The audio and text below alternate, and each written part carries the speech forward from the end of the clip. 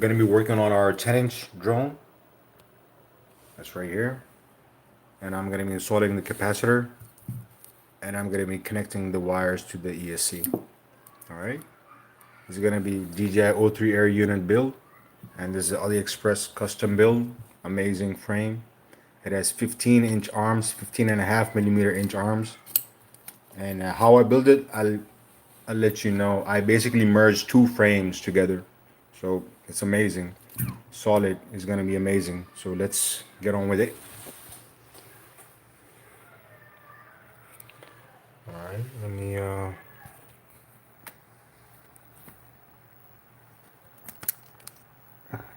if you guys have any questions, don't hesitate to ask me. I'm here. I'm gonna be working on the drone, so if you guys have any questions, you can ask me, and I'll be here until I'm here. And yeah, we'll go from there. So right now, I'm gonna install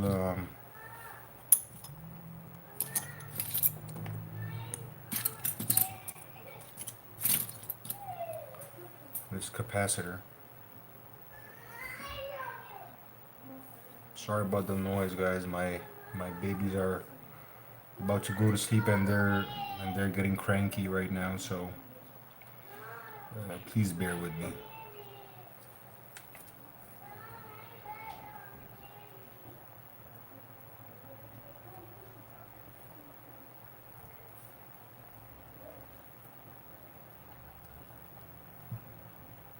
Let me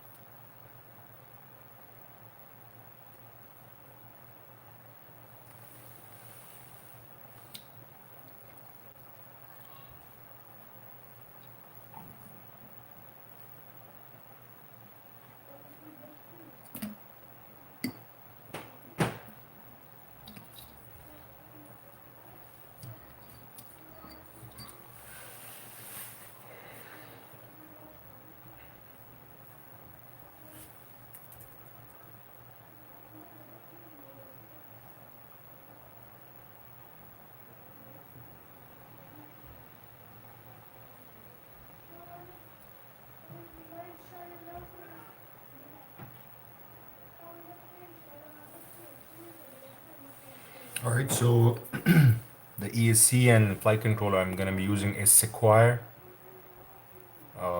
This is 8743.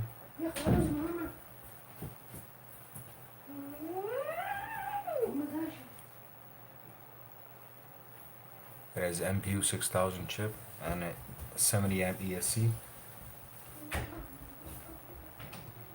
20 by 20. So first of all, I'm going to install the capacitor, and then we're gonna install the wire to it, and then we're gonna get the motors. All right, so I'll put this to the side for now.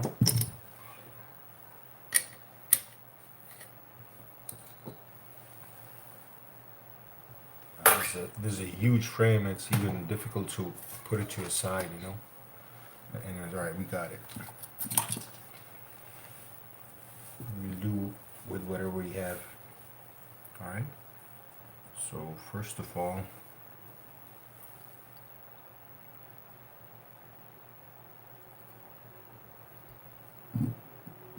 all right. Now I'm gonna be putting this over here, right here somewhere.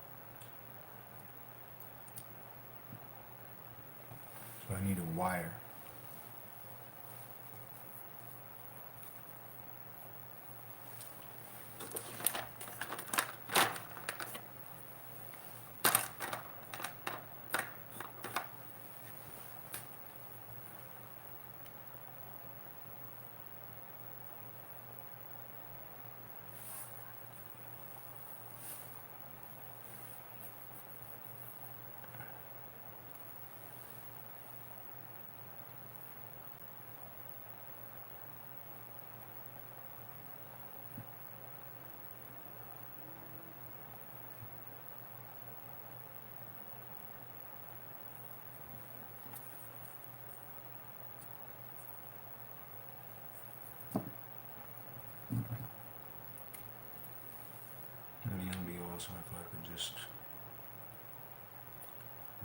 here, but I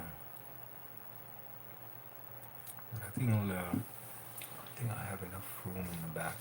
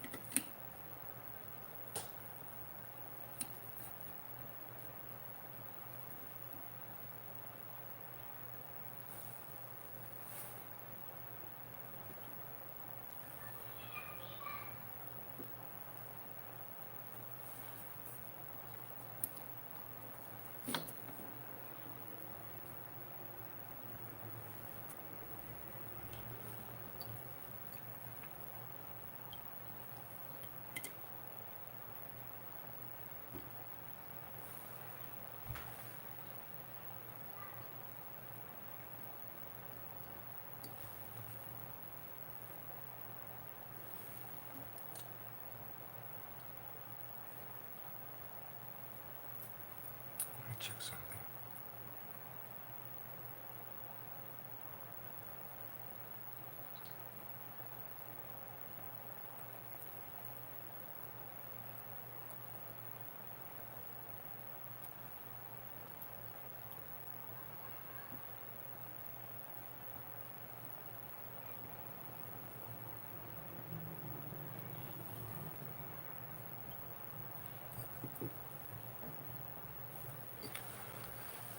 It's let's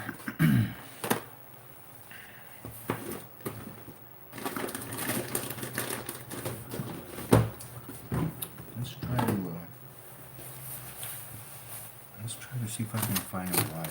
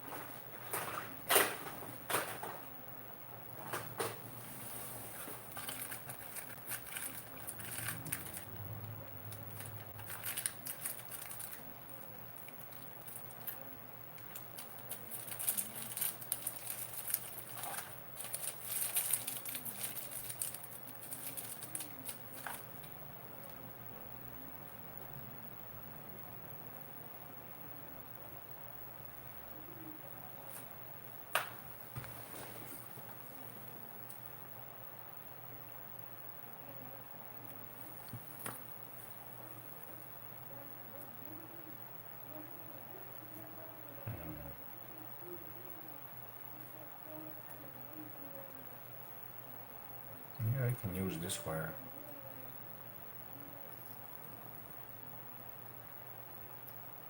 Yeah, but I just need to, and this wire is long enough. Let me see if this is long enough.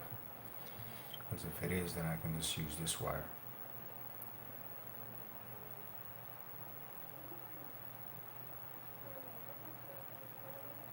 I'm gonna repin it, but I just want to check something.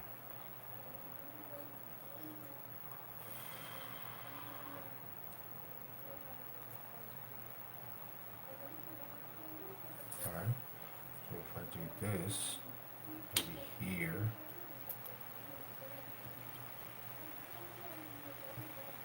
and then I can put this over here,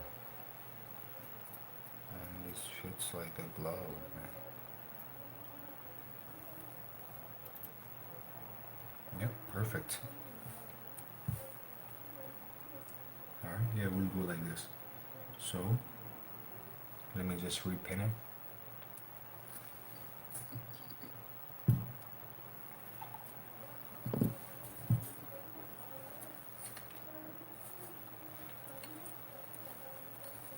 This frame to the side for now. Yeah, we're gonna make this build a clean build. I don't need these wires now.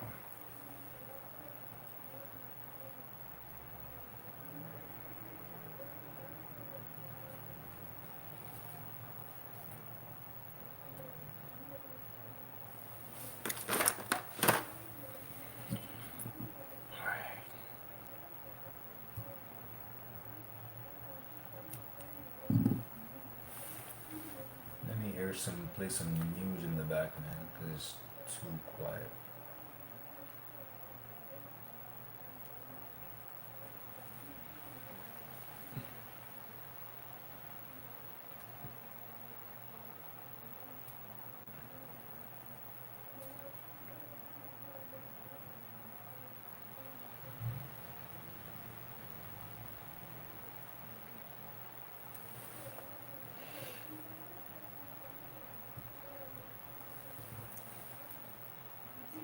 Second first 100 days of the Trump administration, because one administration wasn't enough. Watch, so we're just giving a little fascism mulligan here, a do-over to get it right this time. And boy, oh boy, is Trump trying to. The sequel that nobody wanted, the sequel that once we got, we hate, the Highlander 2 of presidencies, yes. Which is an exquisite 90s pop culture reference. And if you can believe it, we're only 8 days in, and yet another judge has temporarily slapped down Donald Trump for doing some unconstitutional stuff. So breaking news, the purge is officially beginning. The White House sent an email to federal employees. You know their choice, Francesca, that hey, you can quit if you want. You can just quit and we'll pay you till September. Yep. And please quit. Hey, Faridullah Shah, assalamu alaikum, brother. Welcome. Into a Trump dictatorship with his cronies. So question for you. If you were a federal employee right now, and you got this email, just came out about 2 hours ago, and offered you money till September to quit, number one, would you believe it? Because this is, after all, Donald Trump, who is notorious for stiffing people who had worked for him. And number two, would you take the money, assuming the money comes? Yeah, I'm gonna go with the no. That's gonna be a no for me, dog. Just because I don't think he's gonna actually pay it out. Like this is like the thing that like restaurants do, where they're like, you do them the favor, like giving them your 2 weeks, and then they're like, you're fired now, and you're like, what? No, I want. No, if it's a labor thing, Trump will not honor it. But yes, this just broke late. They're trying to again hollow out the federal government, as we're going to get into all the programs that have been gutted. But that just happened. Is all right. We don't need you, EPA, NIH, or anyone. So just resign now. Otherwise, we're gonna eventually fire you, most likely. But we're also going to be getting into the consequences of that federal funding freeze that I sort of alluded to, and the attacks on DEI, which kind of are housed as an umbrella for this broader attack on federal funding. So we're going to dig into that a little bit later. And Brian Tyler Cohen of YouTube fame is going to be joining us, and we're going to discuss, hey, what are Democrats doing right now? The Democrats. But first, the biggest story of today is Donald Trump, unleashing a constitutional crisis 8 days into his second presidency, the sequel that nobody wanted, because Donald Trump kind of forgot that there's a thing called separation of powers, that there's other branches, like, Congress. So he decided, let me just cause chaos, and let me unilaterally freeze trillions of dollars of federal funding. And let's see what happens. Oh, when I freeze trillions of dollars of federal funding to necessary programs that Americans use to, live, Francesca. And the reasoning for it is so exquisite that I have to actually read it, because once we were going, when Francesca and I were going through our notes with our producer Mel, I'm like, this is funny. There's no way this is actually the reason. And they said, no. This is literally what they wrote. The use of federal resources to advance Marxist equity, transgenderism, and Green New Deal social engineering policies is a waste of taxpayer dollars that does not improve the day-to-day lives of those we serve. Federal agencies must temporarily pause all activities related to obligation or disbursement of all federal financial assistance and other relevant agency activities that may be implicated by the executive orders, including, but not limited to, financial assistance for foreign aid, non-governmental organizations, DEI, woke gender ideology, and the Green New Deal. Francesca, you're far smarter than me, and younger than me, and your memory is still intact. Neither of those things are true, but I'll take them. Last time I checked, the Green New Deal never passed, or did I sleep through it? Oh, no. It did pass. It passed in Stephen Miller's small little pea brain. It lives rent-free there, actually, in the mind of every dad going through a midlife crisis. No shots fired here, obviously. But no, It's okay. It's just amazing. Like, the transgenderism and Green New Deal social engineering. What are we even talking? Why does this read like some kid who just got up in, like, his undergrad class and is like, actually, there's a social Green New Deal, social engineering. You're like, buddy, calm down. We're just like a studying the New Deal. Calm down. It's like a script of Stephen Miller's wet dream that was made into a magic word. Like these words would be there. I don't like any of those words that you just put together. I think, real point of this is like all of this sounds really pie in the sky and abstract, right? Okay, what is woke gender ideology? What are any of these things? And as we saw today, they really are just a blanket. DEI is really just a Trojan horse to actually undermine social programs that affect all Americans and help all of us, whether you are disabled, whether you're a new mother, whether you are a child. And what he has effectively done is target these programs. They're not cut yet, but they have to make a plea and they have to make a promise that they are not doing any social engineering via the Green New Deal. So let's look at some of the programs that he did target. We're talking Pell Grants, school meals, the WIC program, which is the Women, Infant, and Children's program, the nutritional program. Again, those woke 8-month-olds just wah, wah, wah, you know? All the whas are really, that's all Marxism. I mean, you can't understand it, but it's mostly, it's like wah, wah, all power to all the people, wah. That's my baby. Wildfire preparedness, Medicare enrollment assistance, USAID, mine inspection, seems kind of important, reintegration program for homeless veterans and other entitled groups of people. I mean, you know, in all seriousness, we laugh so we don't cry, and people are going to get affected. People are affected. You know, Yes. with Medicaid, you know, millions of Americans, low-income Americans, depend on Medicaid to literally survive. Medicaid, AOC highlighted in a tweet, and other folks did as well. 41% of all births in the United States of America are covered by Medicaid. So today, as a result of this unilateral, out of nowhere, left field, I want to say right field, order by Trump to freeze federal funding in all 50 states, Medicaid wasn't working, Francesca. And people were like, what's going to happen? And, you know, Head Start, other programs that, you know, we have for the low-income, less privileged children, you know, to feed children, to house children, you know, meals, all of that. People are like, what's going to happen? Who's going to pay for this? People literally, Francesca, might die as a result of this. Oh, 100%. And again, unless they make a case that what their programs aren't DEI, which is so abstract, but really, Waj, this is about fragile billionaires and people in power and those who've been historically not oppressed, usually white people, usually white men, but not all white people, we'll talk about that in a little bit, saying, hey, how come I don't get any formula through the WIC program for women, infants, and children? That seems discriminatory against people who aren't women, infants, and children. And of course, they then act like babies. It's basically white fragility come into power. And quite frankly, as we're going to talk about in a little bit, it's Project 2025 and what they promised. And to just sort of illustrate how depraved the ideology that undergirds some of these cuts and calling these things DEI, let me just play Representative McCormick of Florida, who was on CNN and was asked, do you agree with cutting like school lunches? And here's what he had to say. When you talk about school lunches, hey, I worked my way through high school. I don't know about you, but I worked since I was, before I was even 13 years old, I was picking grades in the field before the child labor laws included that. I was a paper boy. And when I was in high school, I worked my entire way through. You're telling me that kids should stay at home instead of going to work at Burger King and McDonald's during the summer, should stay at home and get their free lunch instead of going to work. I think we need to have a conversation. I would say that's not necessarily a fair assessment of all of the kids. So you would say all the kids in your district who use the free lunch, for example, or breakfast, they're all just sitting at home and not working. Okay, I just want to clarify because that's just what you're trying to do. This gives us a chance.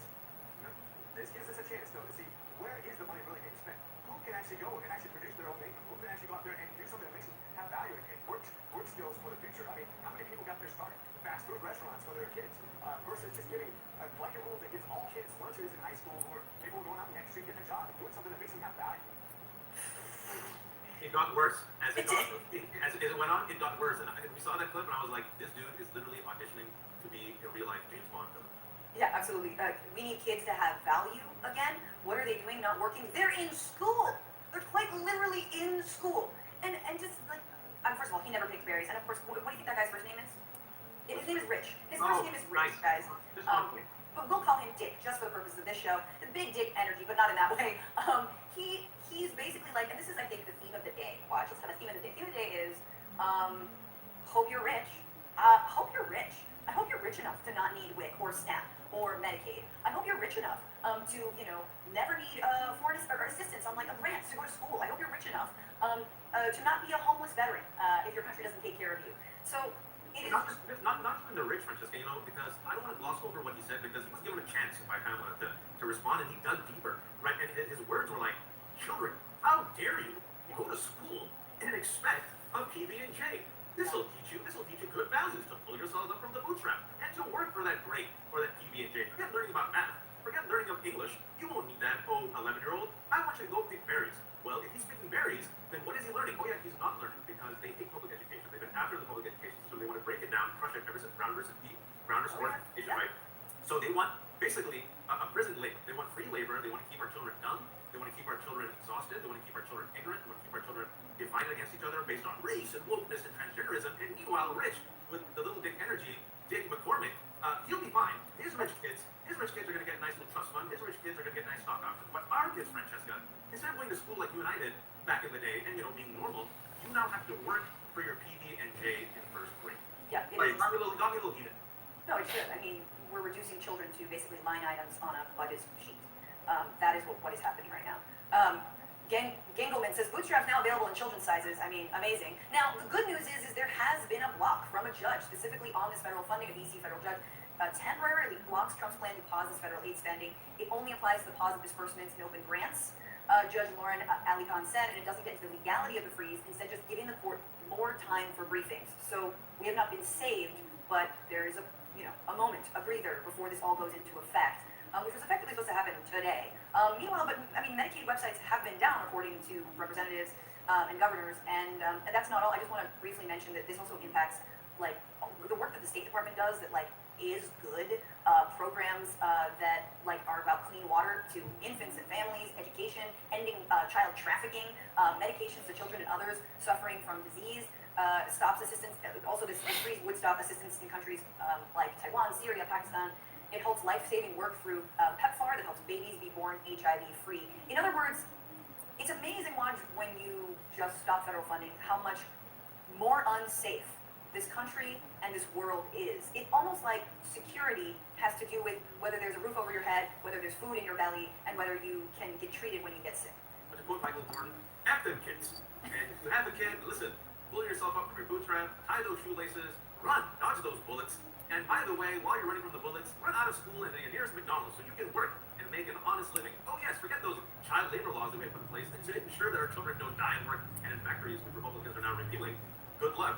Look, it's a type of cruelty, and this type of cruelty needs a robust pushback. So at least we have the judge breaking news today, again, the second judge to slap down Donald Trump, at least temporarily, because what he's doing, folks, is clearly unconstitutional. This is a constitutional crisis, and it should be framed that way, because he, as the president, is not king. He does not have unilateral power to do this yet. Thankfully, we also had Democrats get some life. I think someone came and defibrillated Chuck Schumer, left his script, and said the following. Let me play this clip. This, plain and simple, this is Project 2025. Project 2025 by another name. They knew how unpopular Project 2025 was. The right-wing ideologues are still in control. So they had to do it in a different way, but it's the same consequences and will have the same horrible, negative, overwhelming Right. reaction from the American people. Okay, This is done. what's your reaction? I mean, he is This absolutely cable right. is This good. Project 2025. So now we're talk about gonna Democrats. attach Are it, they fighting back? I just voltage, before we ground, move on, we have to talk current, about why this is actually illegal and unconstitutional, and I don't know to and what it TX, speaking alright? about the Constitution in the minds of a cult So really current matter. They are and not loyal to this TX. country. They're deeply disloyal to it. But yes, Congress has the purse strings. This has to go through Congress, and also all of what's being done violates what's called the Alright. Empowerment Control Act. It's a 1974 law. And Lays out the framework for the over president's here, ability to we're freeze gonna certain funds install. appropriated by Congress. Congress has the power of the purse, as was mentioned, but the administration's action is a direct challenge to that. Now, of course, Trump wants to clog this up in, courts. Obviously, judges already, intervened. And this could escalate all the way to the Supreme Court, Waj. And I think, neither you or I are legal scholars here and the Supreme Court, but just on a super layman's look at the Supreme Court, doesn't look good. Doesn't look good. The same body that gave Donald Trump immunity for Absolutely. actual crimes. Absolutely. Absolute immunity. Hey, as you, John Roberts, just for, I am not an expert, man, but I have a okay, I licensed need to attorney. change this I've one practiced too. for a while, but you don't even have to be a licensed attorney or play one on YouTube to know that the Supreme Court is packed with a conservative majority right-wing activists in black robes, people like Samuel Alito and his wife, who didn't fly just one, but two flags associated with his insurrection, and also Clarence Thomas, quid pro quo, pay for play. So it seems that our best hope is the Supreme Yeah, it's Court crossed, keep man. moving. And also, I've heard this, Francesca, people say, Alright, so let me that's quickly illegal. cross it. He can't do that. No. And to that I say, who cares? They have power. Donald Trump, look, I give Republicans two compliments. I always say this. They are a great opposition party, a terrible governing party. They know how to throw shit and control the libs. They're excellent. They know how to work the ribs. The other thing is, once they get power, they flex. If it's a knife fight, they'll bring a bazooka and you'll be like, I thought it was a knife fight. They're like, I have a bazooka, and now you're gonna die. And so what they're gonna say now is, we have power, you don't. What are you gonna do about it? And this is how they're gonna end it. Cry harder lips. But this is, Francesca, a constitutional crisis. It's the 8th day. We're just seeing it now. Once people start, not being able to access Medicaid, they're like, oh wait, but I thought it was gonna go after the bad immigrants and the undocumented. Why is this affecting me? Thankfully, though, we have the judge blocked it. We have Chuck Schumer came out of his crib, and I will give a shout out to the attorney generals. This is why elections matter, folks. There's 23 state attorney generals who have filed a lawsuit seeking to block the federal aid freeze. I'm talking about trillions of dollars, folks. New York, you got Letitia James. You also have nonprofits who are suing. I want to give a shout out to these nonprofits real quick. Main Street Alliance, American Public Health Association, National Council of Nonprofits, and SAGE. Doing the good work, folks.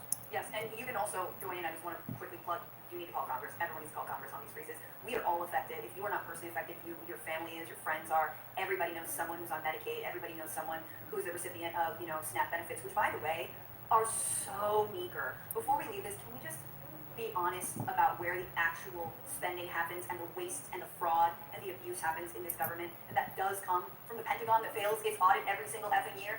But Trump's going to rein it in? No, he's not. He hasn't. What about the subsidies to the fossil fuel industries? What about the subsidies to SpaceX and Blue Elon's Origin? rocket exploding the world's most expensive fireworks paid by American taxpayer dollars. Exactly. So ask if that actually makes our lives better, or if nutritional programs for infants and grants that help get you into college, if those make your lives better.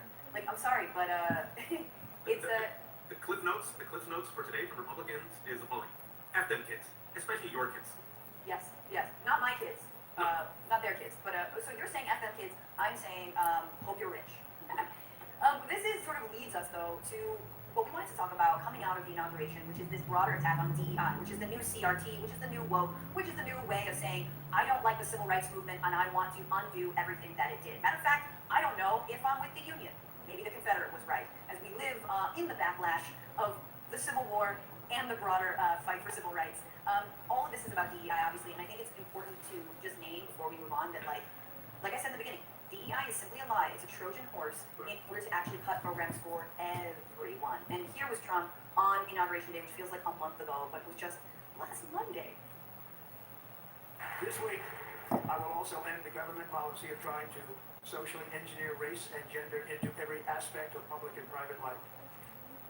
Socially engineered. It's almost like he wants some sort of separate but equal arrangement. Almost like it's eugenics, the type of bug science and racial preference that the Nazis, those who throw their heart out, my bad, to the crowd. That's what they like, the social engineering, the race engineering. Yes, I'm sorry, continue, Francesca. Oh yeah, I mean, he even invoked the name of Martin Luther King Jr. as he was sworn in on MLK Jr.'s day on his birthday, which is just like, why did we have to do that? Saying that, Martin Luther King Jr. would be proud of it. Today is Martin Luther King Day, and in his honor, this will be a great honor. But in his honor, we will strive together to make his dream a reality. We will make his dream come true.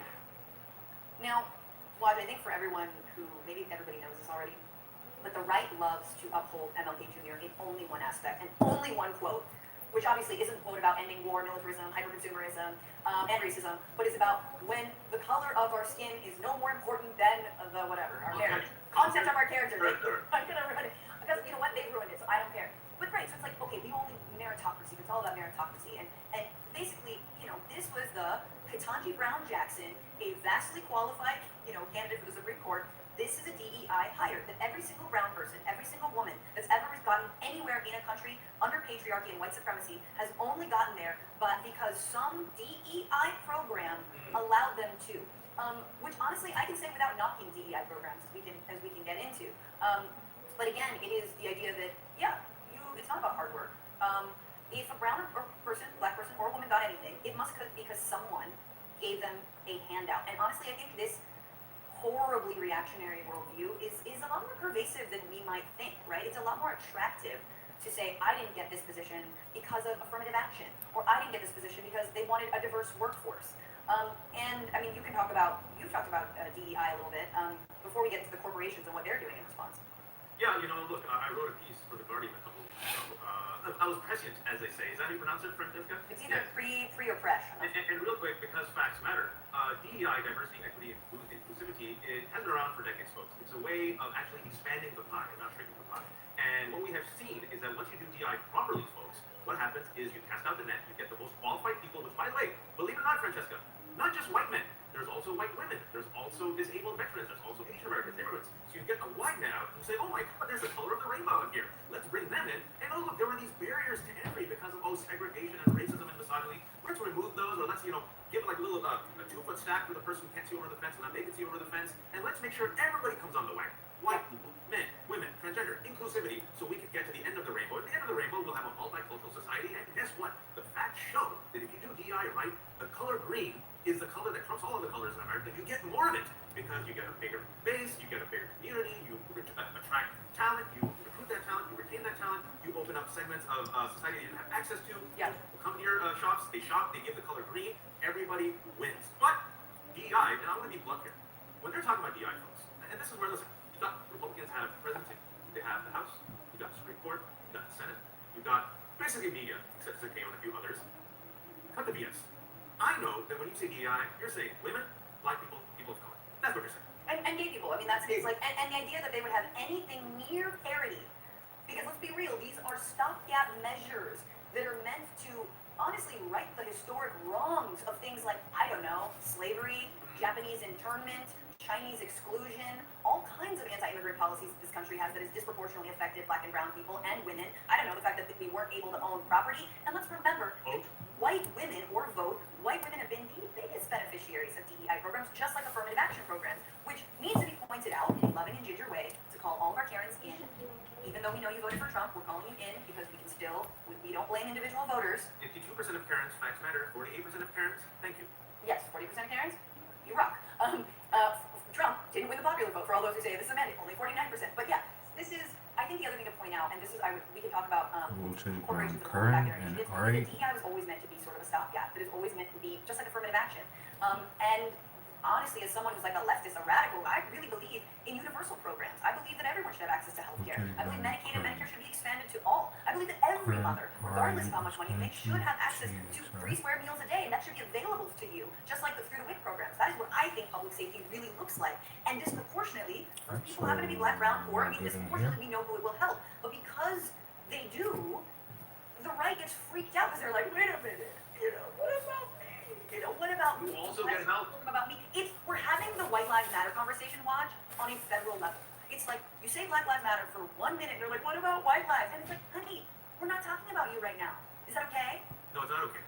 This has been talked about called white rage, and throughout U.S. history, for every 2 steps forward, it's 1 step back. Throughout history, every time we're trying to increase the pie, so the rest of us can just have a slice. We don't want the whole pie. We just want a slice. Yes. Like people say, you took my slice. There's a zombie narrative of economic anxiety, and the rest of us said, folks, it ain't economic anxiety, it's cultural anxiety. And they pushed J.D. Vance's bullshit hillbilly elegy on us, and they pushed this narrative, and study after study showed it was, wait for it, cultural anxiety, and specifically the replacement theory, that they, the darkies, the women, the trans, the friends, are taking it away from me. Back in my day, the board used to be 10 white men, and for the rest of us, from our perspective, friends, like, oh look, after 200 years, there's 1 woman, 1 half Asian, and a black dude, yay! And they're like, you took my seats. It's the replacement theory on steroids. Yeah, 100%. Now it's friends, and I'm black friends of this, Francesca says, not just DI, it was CRT, political correctness, it's the same crap, and now these corporations, folks. And for those of you who were suspicious of these corporations after George Floyd, you should have been. Because remember, after the George Floyd protests, which were the largest, overwhelmingly peaceful grassroots protests, both in America and abroad, let me tell you what Target did. Target in 2020, which is 4.5 years ago, pledged to give $10 million to social justice initiatives and to rebuild areas of Twin Cities damaged by riots. At the time, Target leaders also said, Francesca, they wanted to increase their black workforce by 20% over the next 3 years. Well, that wasn't 90%. That was just a mere 20% increase Well, in that was that. pie. Who knows what it was at? That seems like not that crazy of a thing to do. But now Trump has won again. So, bang! Here are the corporations that have rolled back their DI initiatives. As of I last think week, they're March 8th, they're recently just Ford, Amazon, sound McDonald's, they sound a bit Walmart, annoying. Davidson, Toyota, Nissan, Tractor Supply. Not That is- Tractor Supply. Tractor Supply. I agree with you, Tractor Supply. And as of today, under the breaking news that the Smithsonian, right here in DC, just announced they're ending their DEI office. There's been a hashtag, folks, because look, no, I was waiting for this, right? I wrote an article for The Guardian about 3 weeks ago, and I'm like, maybe McDonald's is one of the wake people up. Maybe it'll be Walmart. It was Target. When Target went against DEI as of a few days ago, now we have hashtag boycott DEI. And to give you some good news, Target? Target, the French. I try to be culturally elite. Yes, Target. Now we have a buy-in led by Reverend Al Sharpton going to Costco. Why are they going to Costco? By the way, look at this. No one checked the cards.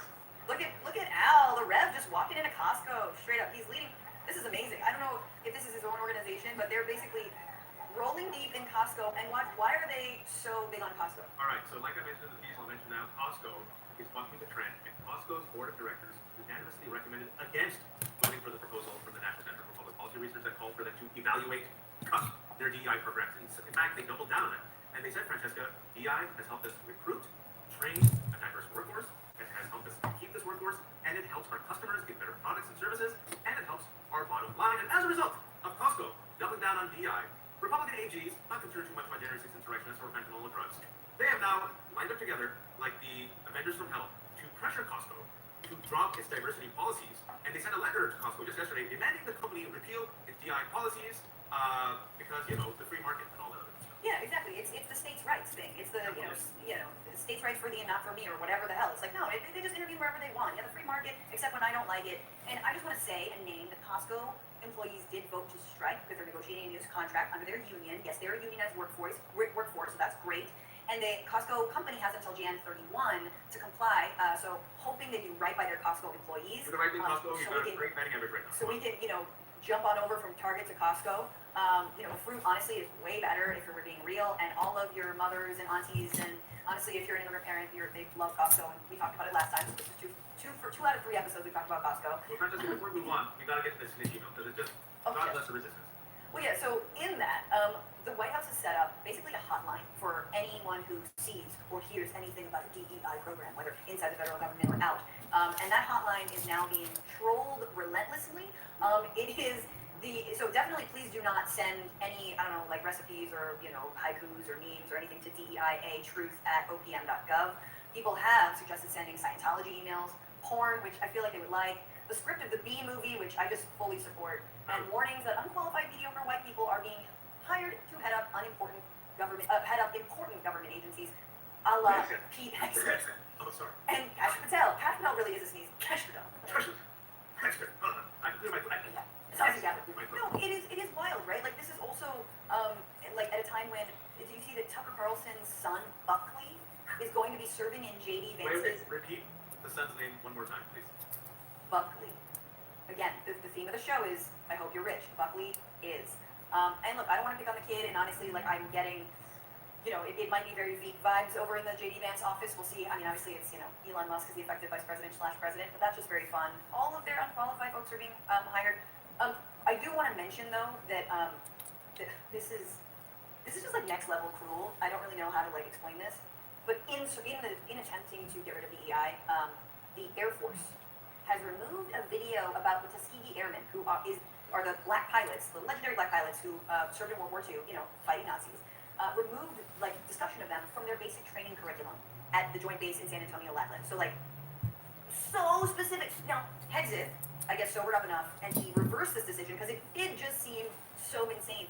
But watch, that's the level of fragility. You're mad that a group of black pilots, who no one's saying they're better, no one, but in a current Jim Crow order in the U.S., having black pilots fight on behalf of the country to defend freedom seems kind of historic. And it goes back to the point we made at the beginning. DEI, those are men. Black people of color, and those people weren't straight. And that Tuskegee Airman was so egregious that you could tell that Stephen Miller had that as a bingo card, like when he was like 12 years old. And also one more before we move on to the Reek of the Week, this week's Reek of the Week. I'm glad so many people brought up that disabled veterans, the disabled community is part and parcel of DEI. These are veterans, men and women who served and who came back, mental health, physical health, who will just reveal that the Department of Veteran Affairs canceled suicide prevention training because it includes considerations for the LGBTQ+ community. The cruelty, and especially last night also, Donald Trump went against the transgender community of the armed forces. 15,000 of our soldiers who are willing to give their lives for transgender, but this hatred is so deep that they're like, nah, we're gonna erase you. I know we're going a bit over, but I have to mention this. I mean, yeah, no, that is insane. It's basically like because you mentioned that there are LGBTQ+ soldiers, service members, in your suicide prevention training, we're getting rid of the whole training. And we all know they're disproportionate. What is it like at least three times more likely, maybe 10. I don't know. Some of the most at risk for suicide groups in this country are veterans. But I don't know. Some rich guy isn't a vet, so why should he care? He feels accosted by the trans. It's disgusting. So miss me with this whole. We know this. I mean, this is what's been going on in my head all day is suffers and losers, suffers and losers, suffers and losers. That was what Donald Trump referred to. Soldiers who had died in battle, referred to them as suffers and losers, and that's how he views everyone who isn't him, who isn't. That's right. And it's cruelty, and it's those people who are complicit in it, and those people who are going along with it. For example, let's be honest, Democrats, who as of last week, a whole bunch of them sided with Republicans to give Donald Trump his first legislative win, the Laken Riley Act, which is going to go after undocumented immigrants who are simply accused, not charged, not convicted, just accused of a nonviolent crime like shoplifting. One of the people who went after them, who supported the Democrats, was Gallego. Another one was Fetterman, which brings me to this week's Reek of the Week. Last week, Francesca was so kind to give me the inaugural Reek of the Week. I chose Representative firing Donald's because he, a grown black man, said that Donald Trump was his daddy. But Francesca, I hand the baton to you. There are many weeks to choose from. Who is this week's? Well, Drake of the week? you just gave it away, and it is John Fetterman, senator from Pennsylvania. Wait. We gotta do this one. He's been to Mar-a-Lago. He to kiss the ring on Donald Trump's hand. He again signed the Reagan-Riley Act. He very famous for demonizing Palestine protesters as being anti-Semitic. Very famously buying every kind of propaganda line that came out of the Israeli government and has come out of the Israeli government during this genocide. He said he wasn't a progressive, and I was like, I don't know where you get that idea. Just because I dress like a schlub doesn't mean I'm a progressive. Just because I look like I have a podcast doesn't mean I don't collect the senator's salary. And he is the Reek of the Week. He was saying, despite all of the turncoat nature, and despite going to Mar-a-Lago, he'd be such a terrible Republican. Because, I don't know. Now, there are those on the left who feel like you have made a rightward shift recently, going to Mar-a-Lago, joining Truth Social, your positions on issues like immigration, fracking. What do you say to those who are now, in a sense, questioning your commitment to the Democratic Party? Oh, well, first I wanted to say I am so sorry for what happened to that officer. I mean, he's had a heart attack. He almost died. I mean, I've had a stroke. I had the same thing. I absolutely empathy and just appalled for what I witnessed what happened on January 6th. And I absolutely reject pardoning people that were involved on that. And so right word, that's just happened not to be true. I'm in record to saying I am not going to become a Republican. You know, although maybe some people might be happy on one side, but I would make a pretty terrible Republican because, you know, pro-choice, really strong immigration, pro-LGBTQ, it was pretty like, I don't think I'd be a good fit. No, man, you'd be a perfect fit. And you know what? He's referencing Officer Fanon, who did have a stroke after being assaulted on January 6th. Fanon campaigned with Fetterman. And Fanon is now on record. He was on MSNBC the other night saying that he regrets it, that there's way too many Fettermans out there. There's way too many people who are soft-pedaling this fascism, this power grab, this authoritarianism. And today Fetterman said, as he voted, along with other Republican senators, to sanction the International Criminal Court over trying to hold Bibi Netanyahu accountable for his war crimes, and Yoav Galan, right? He was like, he said with them, and today he's like, it's not a big deal. Why are we freaking out about what Trump's doing? Why is everyone freaking out? I don't freak out. Something about genocide and all that, but then past that, you know, because Fetterman is, Francesca, the future of the Democratic Party. One person that we were talking about that is also trying to ingratiate themselves with the White House, they're not ingratiated, but it's met with them, and it's certainly been introduced, is John Fetterman, Democratic senator from Pennsylvania, who Trump very much did not want to win that Senate race. You have some worry on how people are kind of turning to him, or certain Democrats maybe feel rudderless. What have you heard? Yeah, just like John Fetterman sort of offers like an authentic type of like bro masculinity that matches what Donald Trump was offering this election cycle. He's also a moderate from a state that the Democrats lost, and he speaks his mind. He speaks like from off the cuff authentically. He sounds like Donald Trump. He's not willing to fuck the party and establishment the same way that Donald Trump was willing to fuck the party and the establishment and create the party in his own way. Sure, your base doesn't really love Fetterman a lot, and I think that's why you hear a lot of conspiracies that he's going to be a Republican. But he just like might be the guy that Democrats need right now, and they don't have a unified leader who can just speak plainly and Trump's speak against him. He's not the guy who go on his own road and really hold his own. And the Democrats don't have it right now. How she got paid for that? Tell me you don't know any people of color without telling. She did go on Joe Rogan, yeah, along with every other like coward who wants a little hit, you know, of little fame there. Like this is so. Urega bache. If we have to deal with this Fetterman is the answer BS, and I don't know who that woman is, but I'm just like, you can't. This is like saying Joe Manchin is the future of the party, and they're like, oh my god, what happened? What happened? We don't have Trump's terrible theory, that's the person on CNN was capable. But we have Brian Bowen, the man, the legend. Urega baba car की करना जान. Ugora tasu khani, ugora tasu camera ki, ugora. Neko camera ki be jaadi be ala. Jada makawa. Jada makawi Muhammad. Ma khapa kiyega, ma banda. Raising funds that, you know, people need to survive. Everyone's been asking, where is the Democratic leadership? Where is the Democratic voice? Where is the opposition? Chup sa Muhammad chup. They like you, Brian. They don't like me. Wait. So you, Brian, as our ambassador to the Democrats, where are they? I think there is obviously a problem that we have to wait 2 days before anything actually, and even get a response to this kind of stuff. And you know, I think that they recognize that there's a problem here too, and so that's at least some silver lining that they know there's a problem. The reality is that I think 2 things have to happen. One, we have to disabuse ourselves of this notion that the Democratic Party is going to swoop in and save us, at least on the messaging front. It's going to be up to independent media You know what? to I take should the reins here and stick to at the least line, lead by example. At least show them how it's done, because if we're just sitting here waiting, like sitting with our thumbs up our asses and waiting for statements, like perfectly crafted statements, and for meetings that are going to happen whenever we can find time in their schedules to do it, whether it's on Wednesday or maybe Thursday afternoon, we are never going to get there. Brian, before I let you continue with Francesca, you mean statements like this? Hey, this is so insane. No, hey, our president's coming, president's go through it all.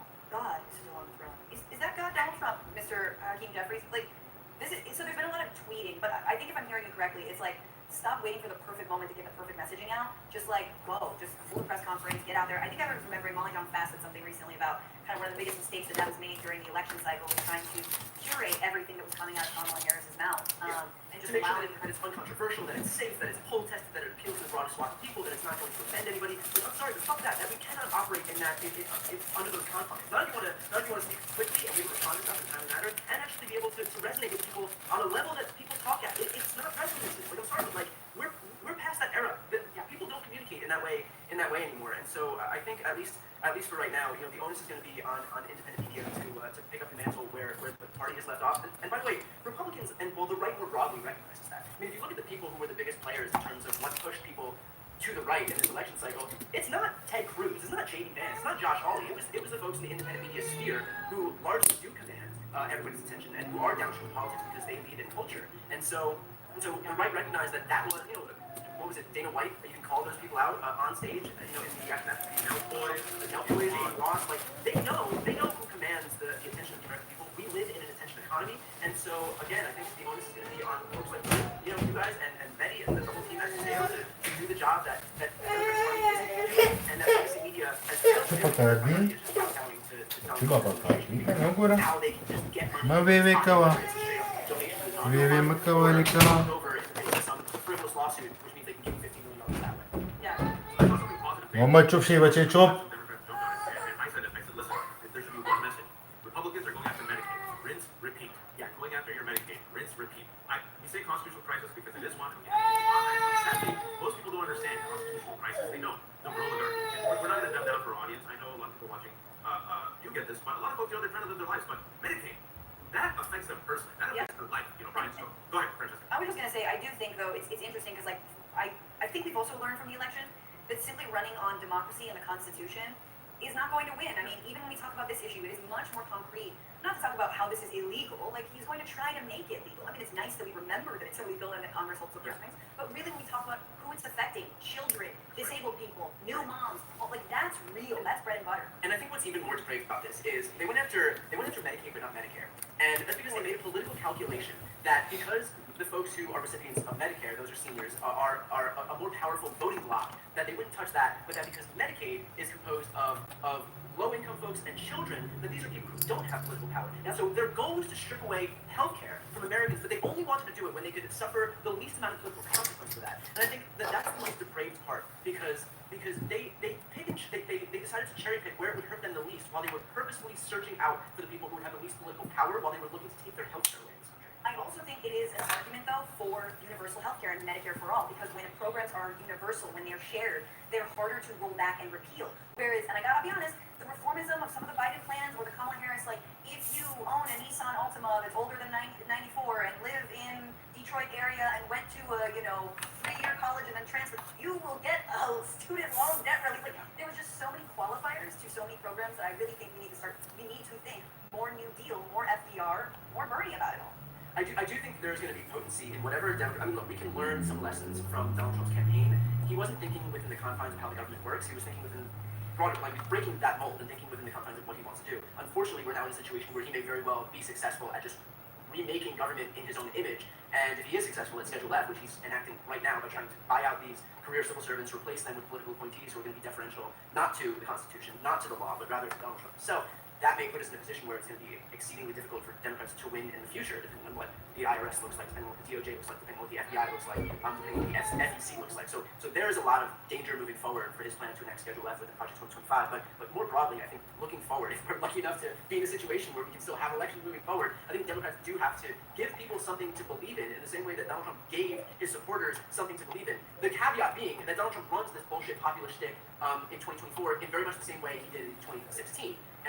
And yet, while he was running in 2016 on these promises to pass an infrastructure law and a healthcare plan that was more comprehensive and more affordable, and a middle-class tax cut, and a jobs boom, and a manufacturing renaissance, and yet all he did with all that political capital once he got into office was pass a tax cut for millionaires and billionaires. He's doing the same exact thing now, where he promised some populist revolution for the working class, and yet first things he's doing is stripping away Medicaid for working class Americans and pardoning January 6th insurrectionists, like 1,500 criminals back onto the streets. So he does this whole populist shtick over and over and over again, and of course his supporters fall for it over and over and over again because they're It's aided by only their been 8 days. It's only been 8 days, Brian. And last quick question. We could keep you here forever. There's a lot of fans in the comment section.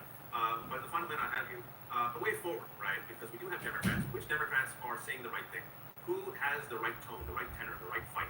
Who do you think is the person who at least is showing the way for Democrats how to lead us out from darkness to some light, to some reform, to some, as Francesca said, wait for it, universal healthcare? I think two Democrats that I think are showing the correct amount of fight right now are AOC and Jasmine Crockett at this moment. And I say that not just because of the vibe that we're getting for them, which is not rolling over, not a sense of complacency, but also the fact that they are willing to embrace independent media, which is something that I'm obviously really passionate about. I know you guys too, as representatives of independent media.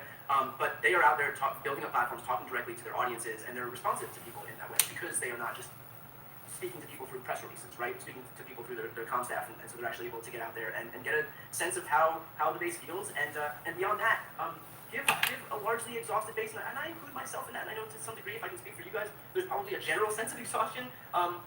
Give us something to be hopeful about in the sense that there are people who are there willing to fight, and that we don't just feel like spectators. And I think when you put up the Ways and Means Committee tweet, where it just said, I can't remember what that was, you had put it up a couple of minutes ago, and it gave Like, this hey, sense, this is bad. this is bad, right? This is so insane. insane. Like, This is insane. that's like, you guys are in a position where you should be able to do something about the insanity, not spectate the insanity. And so, like, these people were elected to be able to be in charge and actually enact some change, serve as a bulwark against Donald Trump's worst excesses and those of the Republican Party. And so when we get statements like that, it gives a sense of like, oh shit, there's nobody driving this car. Like we are just completely rudderless here. And so I don't want to feel like the people we've elected to serve as the bulwark against Trump are spectators in the same way that I'm a spectator. I want to know that those people have some fight. And so we're seeing that with AOC, we're seeing that with Jasmine Crockett. And in the defense of a lot of people, there are folks who are coming out and showing that they're willing to stand up. But Yeah, Chris Murphy's trying to be the next hot thing, Rohan has never stopped thirsting. I would recommend for anybody out there in the Democratic Party to like have a direct line to folks who are out here. We don't have that many senators, we don't have that many lawmakers. Each of those people has the opportunity to use their platform to speak directly to people and show that they're not willing to just be a spectator, as they're willing to actually show some fight in all this. Absolutely. Brian, we have to leave it there, but thank you so much for joining us. We really appreciate all of your work and all of your content, and I'm glad you're independent. There's part of me that's like, yeah, but why don't you just run? Well, I appreciate that. I believe deeply in independent progressive media and will do like anything I can to grow this ecosystem that we're in. I know that we've got folks who are like plenty capable and way more competent than I am, especially at the legislation front. I do hope that we have people who continue to run more good messengers, because I think that's the whole ballgame moving forward. I think Republicans get that in a way that's a lot more effective than Democrats. But I appreciate the work that you guys are doing. I really do think that messaging and media is the entire ballgame moving forward. So the more voices like you we have coming forward, I think the better off we'll be. Let us repay the favor with 10 seconds we have left. Shamelessly promote yourself, Brian. Well, I'm on every platform. I kind of sacrifice any semblance of my mental health and meaningful relationships, but I'm on YouTube and Instagram and the whole gamut. So if you want to follow any of my content, just head there and type in Brian Tyler Cohen. Thank you, Brian. We're going to give you all some hope, and we're going to leave with something good, as we always do, because there are people fighting back. There are people resisting. There are people calling out the bullshit. We try to do our best here, Francesca, myself, and the Sateo team. But last week we talked about Elon Musk's exuberant throwing of the heart out twice to the crowd. And Francesca, you and I said, okay, Republicans, if it was not enough, then you do it. And I was waiting for someone to call out a Republican, and we got this gem from last night, thanks to Washington Post Catherine Grant. We all hit it at the same time. You get it.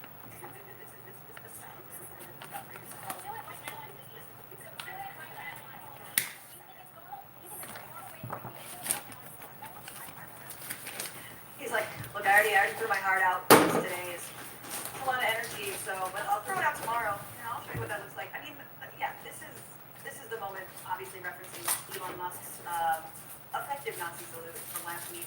Thankfully, it's being called out here on CNN. That's great. I know why we tried to do that on Piers Morgan as well. But yeah, I mean, this is the kind of fight that we need. We got to take it to all places and to all people. Some of us are more trolls. That would be me. Some of us try to actually get rid of folks, and that's my Marley Lodge over here. But that wraps up. God, this is the second week of America Unhinged, and I just want to say to all of you watching, thank you so much for being here, for giving us your time and your energy, and also for, if you're on YouTube, for those super chats. And everyone, if you're not supporting Zateo, hey, head over there for amazing journalism and daily reports and podcasts. And obviously, this is the one show that Mehdi's not on, so we appreciate that you're still watching. He can't be all places at once, so Zateo.com to support. Super chats, again, are always very, very welcome. Donations, the donations, thank you so much. Like, subscribe, share this. We're building this out. I think this was only our third show, Francesca. They put me together in 5 days. And thank you to my fabulous co-host, Francesca, the Francifa. Shamelessly promote yourself, Francesca. You have so many shows. Yes. With you. I am the host of the Habituation Room podcast, which is also a live stream on YouTube and Twitch, Tuesdays, Wednesdays, and Fridays, 1 p.m. Pacific, 4 p.m. Eastern. You guys can listen wherever you get your podcasts, and hopefully you enjoy it. It's youtube.com/FrannyFio, FRANIFI. And what about you? You like a Substack or whatever? I drive a minivan. I do shop at Costco. We'll make them a sponsor because we've mentioned them 3 times now. But I write. We got so much to talk about tonight. New press secretary Lou Dennis, Taylor Swift is going to the Super Bowl, and the January Sixers have a new hobby. But first, let's get to the latest news in the Trump administration in another edition of The Second Coming of Donald J. Trump.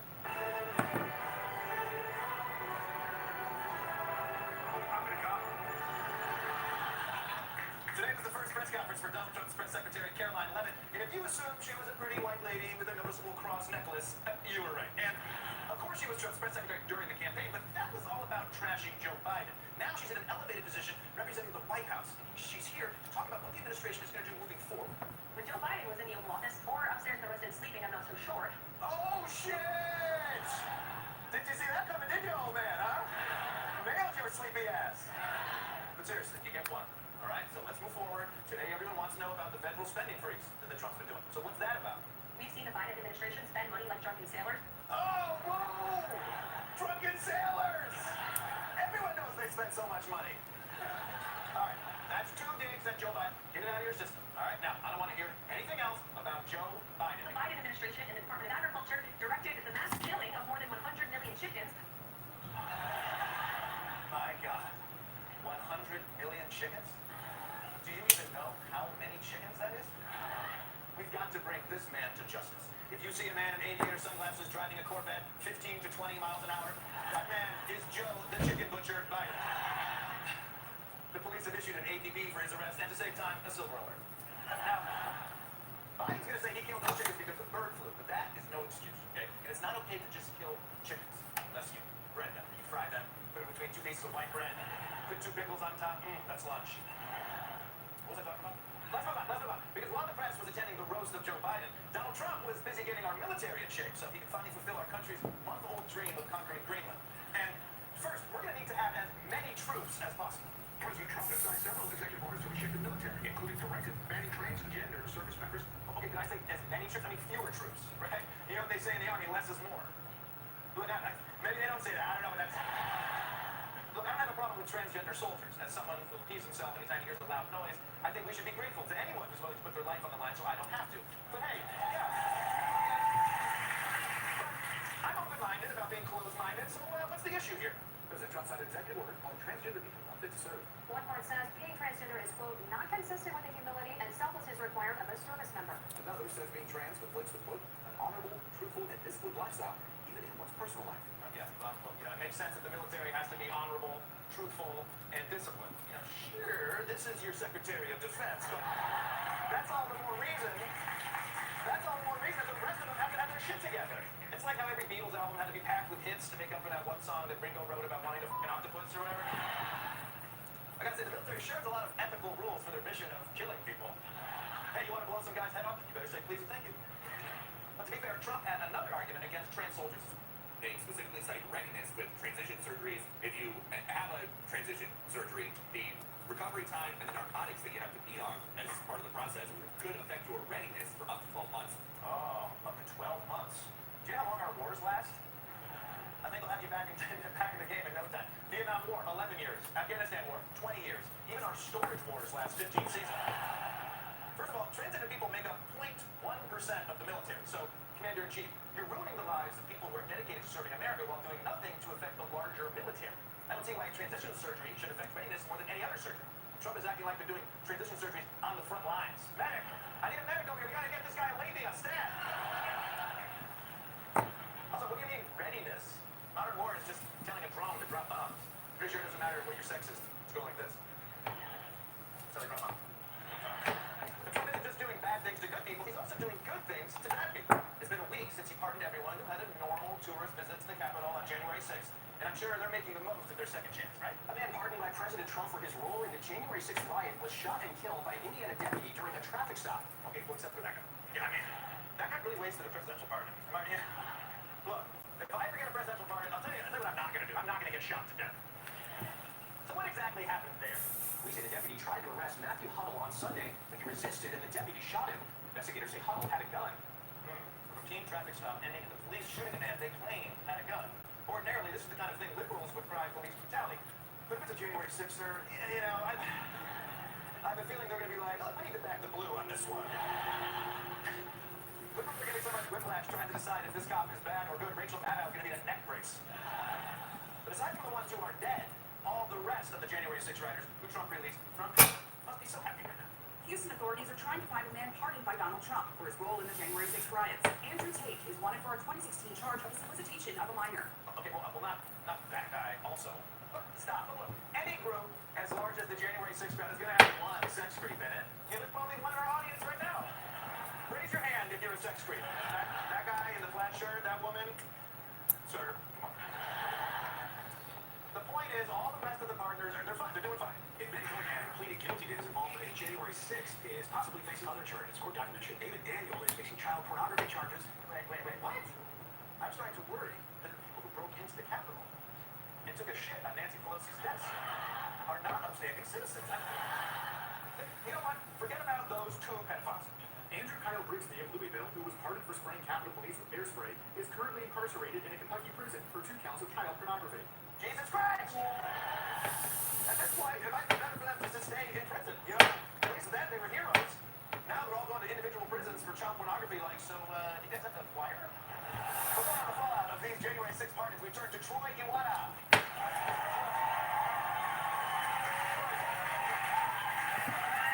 seems like a lot of these people who got pardons have other problems with the law. Yes, Michael, I don't want to overgeneralize, but it does seem like 100% of them are sex criminals. That does seem like an overgeneralization. It does, doesn't it? You know, that's like saying all trans people are unfit to serve in the military. It's ridiculous. Well, how are the police going to recapture these people who are wanted for sex crimes? Oh, I don't think the police would waste their time on these silly predators. But hey, random. Did you know they're certifying Joe Biden as president again? Right in the Capitol building over there. It would be a shame if any January 6ers stormed in there to stop him from taking power. That looks like a prison. No.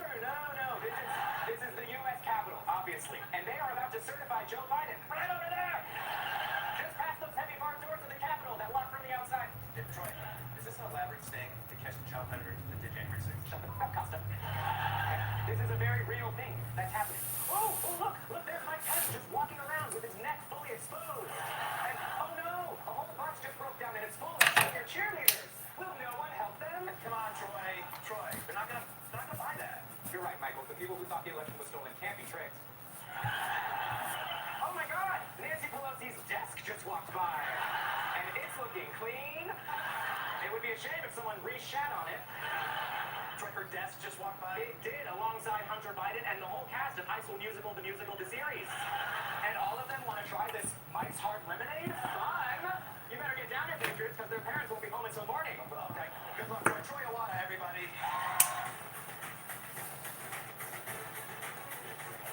New day, another piece of AI is announced. That's right. Why is this one so important? We don't tend to do that many videos to do with the new AI model just because there are a lot of them, and lots of them not bad. Right? But in the last few days, a model called DeepSeek has come out, and a new model called DeepSeek R1, that are very interesting. Right? And I think actually are really threatening the kind of monopoly that certain companies have on this system. And so let's talk about why that is and why we should be really excited. Perhaps we should just step away for a minute, just for those people that have kind of not been paying attention, maybe this is the first time we've ever watched a video of it. What is a large language model? A large language model is a very, very big transformer-based neural network that does next word prediction. There's a lot of jargon there. How do we get through some of that jargon? Oh, right, yeah, okay. So a neural network is the sort of the standard for machine learning. Things like convolutional neural networks go over computer vision, AI for video, these kind of things. And transformers, since about 2017, have become a really big thing in generative AI. But what we didn't know really was how far you can push them, or how good they can get. And so you kind of, I suppose, split generative AI in two. You've got diffusion models, which do image generation, and you've got transformers that do texting. And it's worth remembering that all modern AI of its time is text generation, rather than kind of going off and coming up with fundamental concepts of your own and coming back. And so basically, the way you normally train these models is you get a huge huge model that is too big for most of us to train. You get hundreds of thousands of GPUs possibly. So these are the graphics cards. The graphics cards that train the model, and then you just batch through all of the text on the internet, learning how to predict the next word over and over again until you get so good at it that you can start regurgitating facts, you can even start solving logic problems or mathematical problems and things like this. But what's happened is, over the last few years since ChatGPT was announced in 2022, it's not even been that long, there's been this kind of arms race among all the tech companies of who can build the biggest model, who can build the most performant model. And generally speaking, their approach to doing this is to make them bigger, to make the data sets bigger, to make the models bigger, to make them more clever, and train them out until you get that better performance. We've spoken about this in previous videos on how much you can keep doing that, but that's kind of not what we're talking about today. The idea is basically, it's always been that if you have 100,000 graphics cards, you have billions of dollars to spend, you're going to be at an advantage because you have that power that you can train the largest models. Now, some companies, like OpenAI, keep their models behind the scenes, and they expose them through an API or web interface, something like this, and they very rarely give away to anyone apart from close partners. They also very rarely tell you exactly how they trained the model, what the data set was, what the actual model parameters are, how big it is, things like this. On the other hand, a company like Meta, so you'll know Meta from Facebook, have a much more open AI policy where they basically release their models. Those models are called Llama, and they are very good, and they are released for free, and you can use them and IVs. Wherever you release the model, they're out of reach of most people. I can run these models, I can refine them, I can't train them from scratch. I don't have that kind of resource, I don't have enough money to pay the electricity bill for the server cost. In most areas of science, you might need a paper, you might have good, but I think I can change it and make it slightly better. And then you release a paper, make it slightly better, and someone else does, and someone else does, and everyone just gets slightly better at doing its thing. That doesn't necessarily happen so much in big AI models, because ultimately there's only a few people who can do it. And so this kind of openness, I think, I personally think, I'm an academic, so I would think it's right, but personally I think openness is a big thing. Now, what's happened in the last few days is, well, actually also before the end of last year, is that a small company in China has released a model called Teaching. Right? And there are a couple of flavours of this model, we can talk about them, but they've kind of changed the game a little bit. Right? Because what they basically showed is that you can train with more limited hardware, still expensive, but much more limited, and you can train particularly the most recent areas of models much more efficiently in terms of the amount of data you need to train, which has been a huge pain for everyone. So perhaps we'll break down a little bit about some of the things that the model does, that other models don't do, and why this is going to be quite a big thing. Let's talk about V3 first. So V3 is their kind of flagship model that you could think of as a little bit like ChatGPT, right? It's basically another large transformer trained on lots and lots of text. It has a conversation. I've spoken to it. It's what you can speak to a chatbot, and it answers perfectly reasonable questions. It acts in much the same way you would expect, right? And you can actually use it online now. V3 offers lots and lots of different performance benefits over the previous model, which make it much easier to train. The company that trained it are claiming that they trained this model, which is similar in terms of performance to Llama, ChatGPT, for $5 billion of hardware and electricity, right? To give you an idea, one of the largest models might be upwards of 100 million, possibly towards $1 billion, right? And you've also got to consider the fact that you may not hit the right model the first time, you might have multiple variants to train, right? The amount of money and electricity being used to train these models is absolutely enormous.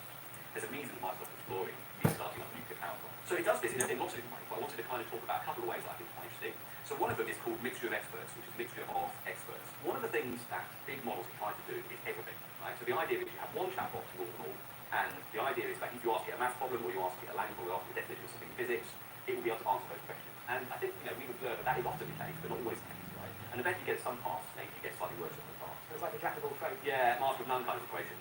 But there is another downside to this, which is that it's very, very expensive to do this, right? If you have a model with, let's say, 400 or 500 billion parameters, you have to store that in memory somewhere, and when you run through it, that all gets activated. You have to work out your mathematics throughout that whole model to get to the prediction. So there's the training section, which takes a lot of energy anyway, Yeah. and then also Inference is what we call it, yeah, when you actually talk to the thing. And you've got to think that you're going through this network a lot of times, because it probably only produces 1 or 2 tokens at a time.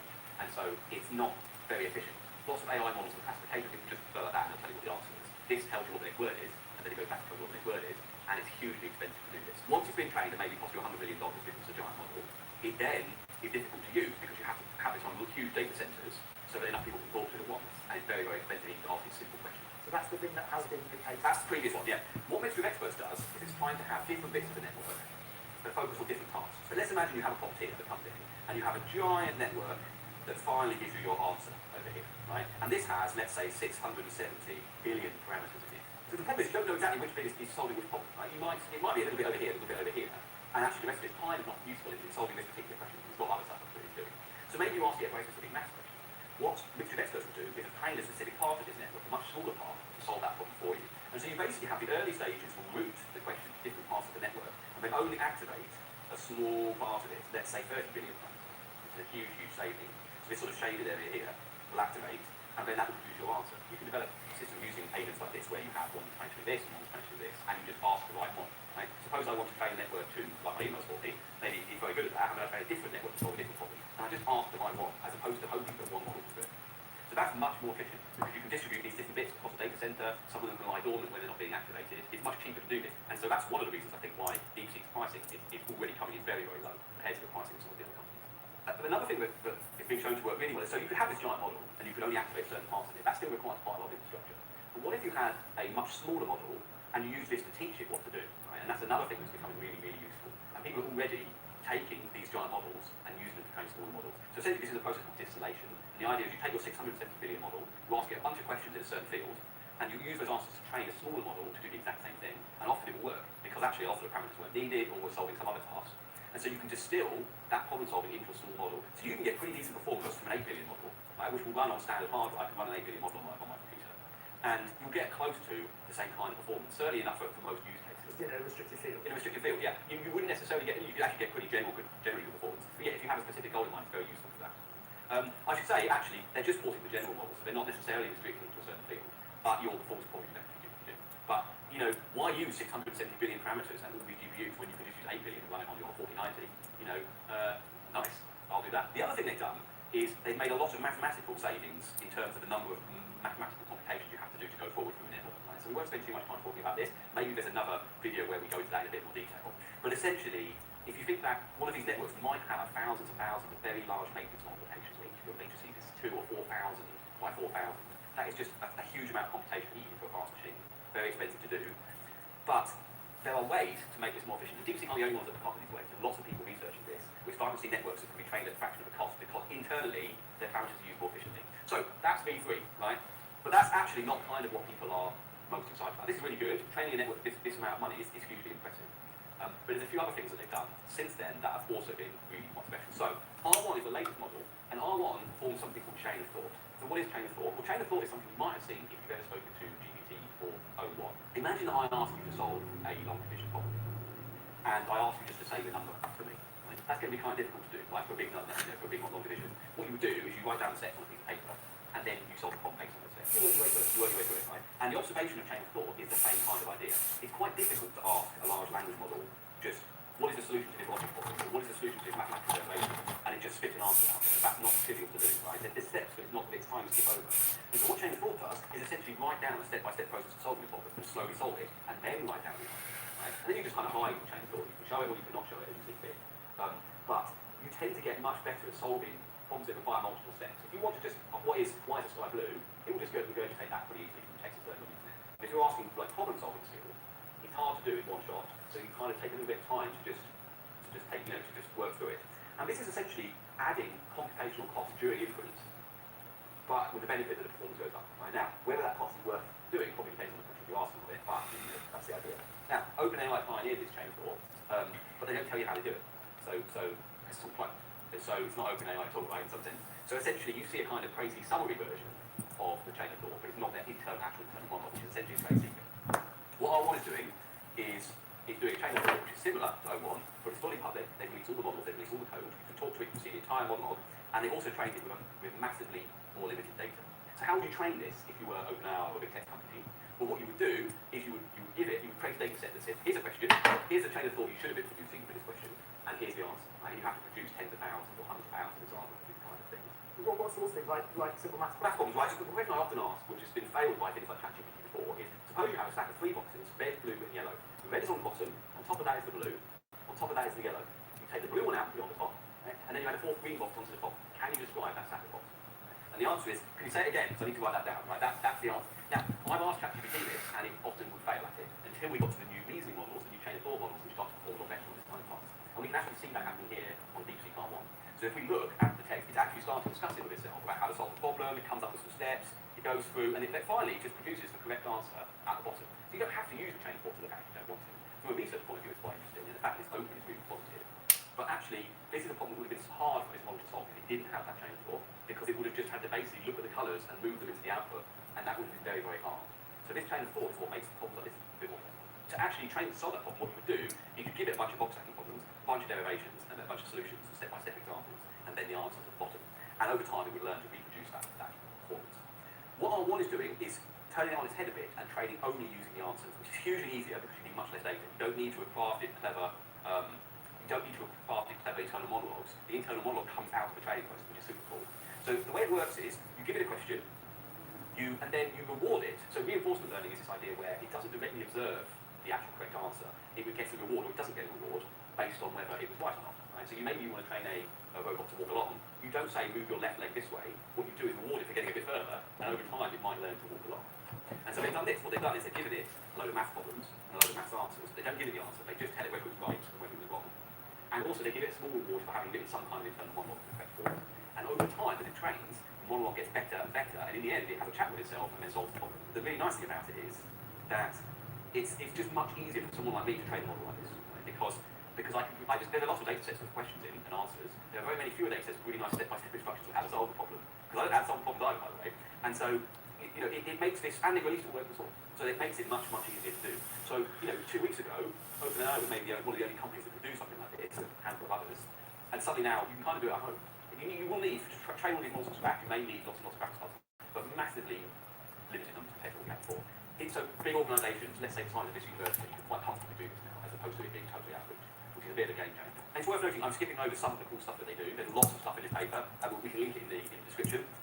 And there's loads of other ways that they train it in. They do a multi-stage training process, not just reinforcement learning, to make it work a little bit better, make it appear more aesthetically pleasing.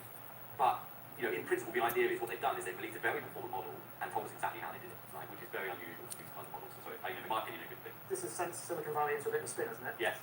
Which, from my point of view, as someone not in Silicon Valley, is funny sometimes, right? I think sometimes this is pictures a bit of an arms race between different countries or different companies. I think it's only an arms race if they make it. The rest of us are just cracking on with our regular research, and that's true of most people. But I think if you have a company where your whole business model is around you have the best model and no one knows how it works and can copy you, this really hurts that model, right? Because they've got a good model and everyone knows how it works and can train themselves. Right? That's a huge problem. The other problem is if you have a company like Nvidia where your stock price is almost entirely based on the fact that big companies buy hundreds of thousands of incredibly expensive GPUs because that's what's required to get the best performance, and then someone comes along and gets the best performance with essentially consumer hardware, that is also not a good look. Right?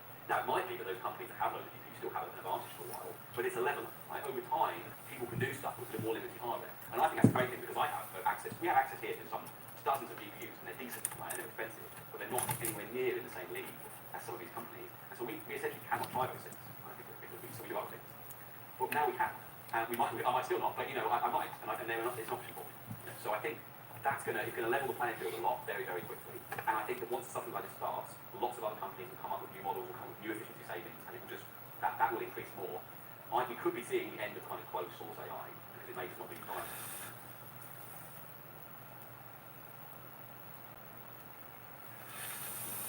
That if you just keep adding more and more data, or bigger and bigger models, or a combination of both, ultimately you will move beyond just really like cats. You'll be able to do anything. That's the idea. You show enough cats and dogs, and eventually the elephant is supplied. So China just released a new artificial intelligence, and it just had a huge effect on the stock market and even crypto. The release of DeepSeek AI from a Chinese company should be a wake-up call for our industries that we need to be laser-focused on competing to win. China's latest AI breakthrough has leapfrogged the world. I think we should take the development out of China really, really seriously. A game-changing move that does not come from OpenAI, Google, or Meta, There is a new model that has all of the valley buzzing. but from a Chinese lab called DeepSeek. It's opened a lot of eyes of what is actually happening in AI in China. What took Google and OpenAI years and hundreds of millions of dollars to build, DeepSeek says took it just 2 months and less than $6 million. Now, this is not just another tech gadget or a new meme coin, it's something so much more powerful. Mark Andreessen, who's one of the most respected names in venture capital, said it's one of the most amazing things he's ever seen, and it's now available for everyone to use. So, what is it, and what can it do? A newly unveiled, free, open-source AI model that beats some of the most powerful ones on the market. But it wasn't a new launch from OpenAI or model announcement from Anthropic. This one was built in the East by a Chinese research lab called DeepSeek. It turns out its capabilities are pretty mind-blowing. Imagine an AI that can build entire video games from scratch, even if it has to use programming language it wasn't originally trained on.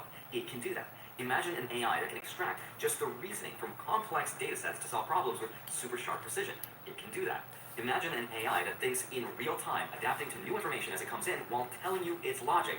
It can do that. An AI that can also scrape data from YouTube channels, analyze trends, and potentially predict what's going to go viral next. And it can do that too. That's DeepSeek AI. But that's not even the crazy part. The crazy part is that US tech companies like OpenAI spend over $5 billion a year and many more billions of dollars to develop this technology, and this model from China cost $5.6 million to create. Not billions, a few million. looks good. And DeepSeek R1, which is one of its open source language learning models, is 10 times cheaper than OpenAI while having an almost identical performance, and in some cases, better than GPT-4. It being Meta's Llama, OpenAI's GPT-4o, and Anthropic's Cloud Sonnet 3.5 on accuracy on wide-ranging tests, a subset of 500 math problems, an AI math evaluation, coding competition, and a task of spotting and fixing bugs in code. And they gave it away for free. Unlike OpenAI, which is ironically closed source and the code is private, DeepSeek is completely open source and the code is available to the public, which means China was able to recreate and catch up with our AI technology on a very limited budget with very limited access to the hardware that would make this possible. And because of this economic limitation, they figured out workarounds and pretty much ended OpenAI's dominance. Today, we released Humanity's Last Exam, which is a new evaluation or benchmark of AI models that we produced by getting, math, physics, biology, chemistry professors to provide the hardest questions we could possibly imagine. DeepSeek, which is the leading Chinese AI lab, their model is actually the top performing, or roughly on par with the best American model. And that leaves me with a couple of interesting questions, like how does this affect the United States if the US was thought to be years ahead of China in this field? How will this affect the stock market, specifically tech stocks, because they've gone up specifically because of this story of US superiority that's no longer true? And where did this AI really come from? And how does it actually work? And how can it make me rich? So with that said, let's get into it. Hi, my name's Oliver. Hope you're doing well. Cover the finance and stay for the AI. So let's start from the beginning. Where did this technology come from? Despite its breakthrough, very, very little is known about its lab and its founder, Liang Wenfeng. According to Chinese media reports, DeepSeek was born out of a Chinese hedge fund called High Flyer Quant that manages about $8 billion in assets. But unlike OpenAI or Anthropic, which have super detailed charters and principles, DeepSeek operates with a level of secrecy because we don't know much about its founder or how they were able to put together the team or the hardware to build this technology because of the sanctions placed on China by the US. But what we do know is that they did it in just 2 months and at a fraction of the cost that US companies spent. How did they actually assemble this talent? How did they assemble all the hardware? How did they assemble the data that's doing all this? We don't know. And it's never been publicized, and hopefully we can learn that. So the next question is, how is it any different than OpenAI, and why is it better? And one of DeepSeek's most impressive features is called chain of thought reasoning. This means the model doesn't just spit out answers at you, it shows you its thinking process. For example, if you ask it to solve a math problem, it will first break down the problem into smaller steps, explain why it's doing what it's doing, and then it'll give you the final answer. And this makes it not only more transparent, but also more reliable for things that need detailed planning and logical thinking. And why this matters is because chain of thought models like DeepSeek R1 are much better at handling complex, multi-step problems than traditional language learning models. So whether you're solving a tricky math equation or debugging a code or planning a project, DeepSeek's ability to reason while showing you its reason step by step gives it a huge advantage over OpenAI's GPT-4. So the next question is then, what's their secret and how were they able to do this? And the secret is efficiency. Even though the US placed semiconductor restrictions that cut off China from accessing NVIDIA's most powerful chips, DeepSeek found a way to create this technology with a lot less resources than the US. They used NVIDIA's H800 GPUs, which are less powerful than the H100s, but they optimized their training process to squeeze every ounce of power out of them. China has caught up in the last 6 months in a way that is remarkable. The fact of the matter is that a couple of the Chinese programs, one, for example, is called DeepSeek, looks like they've caught up. They also use super clever techniques like mixture of experts architecture and 8-bit float point training, which lowered their computational costs while maintaining stability. And the result is a model that's not only cheaper, but also faster and more accurate in a lot of benchmarks. They can take a really good big model and use a process called distillation. And what distillation is basically you use a very large model to help your small model get smart at the thing that you want it to get smart at. Now, it's not better in every test they did, but it's better in a lot of them. And now the big philosophical question is, which one is better, open source or closed source? I don't trust OpenAI. I don't trust them OpenAI, and I don't think we want to have the most powerful AI in the world controlled by someone who's not trustworthy. But the United States and its companies decided to go closed source. In other words, the technology and its code is not available to the public, which is a big criticism that Elon Musk had against OpenAI. DeepSeek and China decided to go the other way, the open source way, meaning the code is public for everyone to copy and use without paying a huge amount of money. And the cost difference is really big. For example, OpenAI charges $4.40 per million tokens. DeepSeek's API costs just 10 cents per million tokens. And by the way, think of tokens as the building blocks of language. Every word and punctuation mark counts as a token. So if I asked an AI bot, how are you? That would be 4 tokens. How are you plus the question mark. Now, why this matters is because if you're trying to build a company that uses, let's say, an AI chatbot for customer service because you can't afford to hire real people and a team of customer service reps, if you have 10 million tokens per month in inputs and outputs, you'd be paying $44 a month with OpenAI versus just $1 a month with DeepSeek. That's a 97% reduction in cost. And that means American developers are already building on DeepSeek's platform instead of OpenAI's. So ultimately the question is, why should we care? We should care because it's not just a story about technology. It's a story about power between two countries. Remember all those videos talking about inflation and people asking, what does the US really export? Inflation and the US dollar. But really, what the US exports is technology.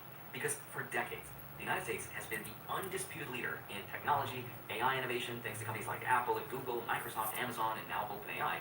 And DeepSeek could change all of that. Those chip restrictions from the US government, they were intended to slow down the race, to keep American tech on American ground, to stay ahead in the race. What we want to do is we want to keep it in this country. China's a competitor, others are competitors. So instead, the restrictions might have been just what China needed. If China is successful in deploying this technology at scale, it could give them a significant edge in everything from economic growth to even military dominance. And this technology could, in theory, be used to optimize their economy, predict global market trends, and maybe outmaneuver their competitors on the world stage. And it's not really hard to see how this could shift the balance of power. If investors start to doubt US dominance in AI, we could see an even bigger sell-off in tech than we already have. Companies like NVIDIA, which supply the chips for AI, could be hit especially hard. And for the average American, that could mean a hit to their 401k or retirement savings. We're looking at over $620 billion in market losses in just one day from one news story. There's never been a bigger single-day drop for a US stock ever. But this didn't stop at NVIDIA. Look at all the red in tech. At a time when these tech companies represent a record amount of space in the S&P. And if the infamous NVIDIA bull Nancy Pelosi didn't see this coming, then it shows you how important it is to diversify growth. Now, I talked about diversifying into alternative assets like crypto for years, but unlike crypto, one alternative asset class has actually had a negative correlation to stocks over the last 30 years. I'm talking about blue chip contemporary art, which sounds crazy to even consider for investment until you learn about all the billionaires who sit on 9-figure plus art collections, including the people behind this new tech revolution like VC Mark Andreessen from earlier, or Microsoft co-founder Paul Allen, who had a billion-dollar auction. Jeff Bezos even spent $180 million last year on a single painting. But it's not just them. In 2023, Deloitte estimated the overall wealth held in art and collectibles was nearly $2.2 trillion and projected to hit almost $2.9 trillion by 2026. And that's why I built a small portfolio with Masterworks, the sponsor of this portion of the video. Their platform allows everyday investors to get in on multi-million-dollar art investments like Banksy, Basquiat, and Picasso, so that investors can participate in a historically uncorrelated asset class. Masterworks is not just an exchange, it's not just an app, but actively buying and selling iconic works around the world so investors like us can benefit. I've been talking about Masterworks for a while now, and I've invested alongside thousands of you, and personally I'm holding a stake in this Basquiat offering. In fact, Masterworks' most recent sale was a different Basquiat last year, which sold for $8 million after 1,398 days, and for every $10,000 someone invested in that piece, they took home over $2,600 in profit even after fees. So if you want to diversify for a small part of your portfolio, you can easily sign up to Masterworks by going to the QR code or by clicking the link in the description down below. Thank you, Masterworks, for sponsoring this segment of the video, and now let's get back to it. But the second reason why you might want to care about this is because of money and the stock market. What does this all mean for the valuation of some of these AI stocks now that this has happened? Because for the last few years, the stock market, which is mostly driven by tech stocks, has gone up thanks to the story that AI is going to revolutionize the world. And the US is going to see most of that benefit since it's the one that's pioneering this space. I mean, think of how much money was spent and invested by venture capital to make ChatGPT, and then Tony Stark all of a sudden shows up and builds the same technology in a cave in just a couple weeks. Tony Stark was able to build this in a cave with a bunch of scraps! Imagine all the people that spent billions of dollars investing only to realize maybe it should only cost a couple $1 million and not take years and years to make. As Shimon Palihapitiya puts it, let me say the quiet part out loud. AI model building is a money trap. That's one of the wake-up calls we just had this week when the stock market corrected. But I do think there is a lesson in all of this. The lesson is that it's now more important than ever for countries to work together to develop this technology instead of thinking about this as an arms race. But that's probably easier said than done for an entertainer on social media than it is for the leader of a country. But here's where I think we're about to go next in the world of investing. The next story of what's about to drive the market and all the hype and all the money that's going to go into it is less software AI driven and more hardware AI driven. And that's because there's only so much we can train data systems on just by feeding them textual data and information. So the next phase will be feeding these systems with practical physical data. And I'm talking about robots, actual robots doing things and learning how to build and create, which will be the next leg of this race. I'd love to hear your thoughts. Thank you so much for watching. I hope you have a wonderful rest of your day. Smash the like button, subscribe if you haven't already. I'd love to see you back here next week. I'll see you soon. Bye-bye.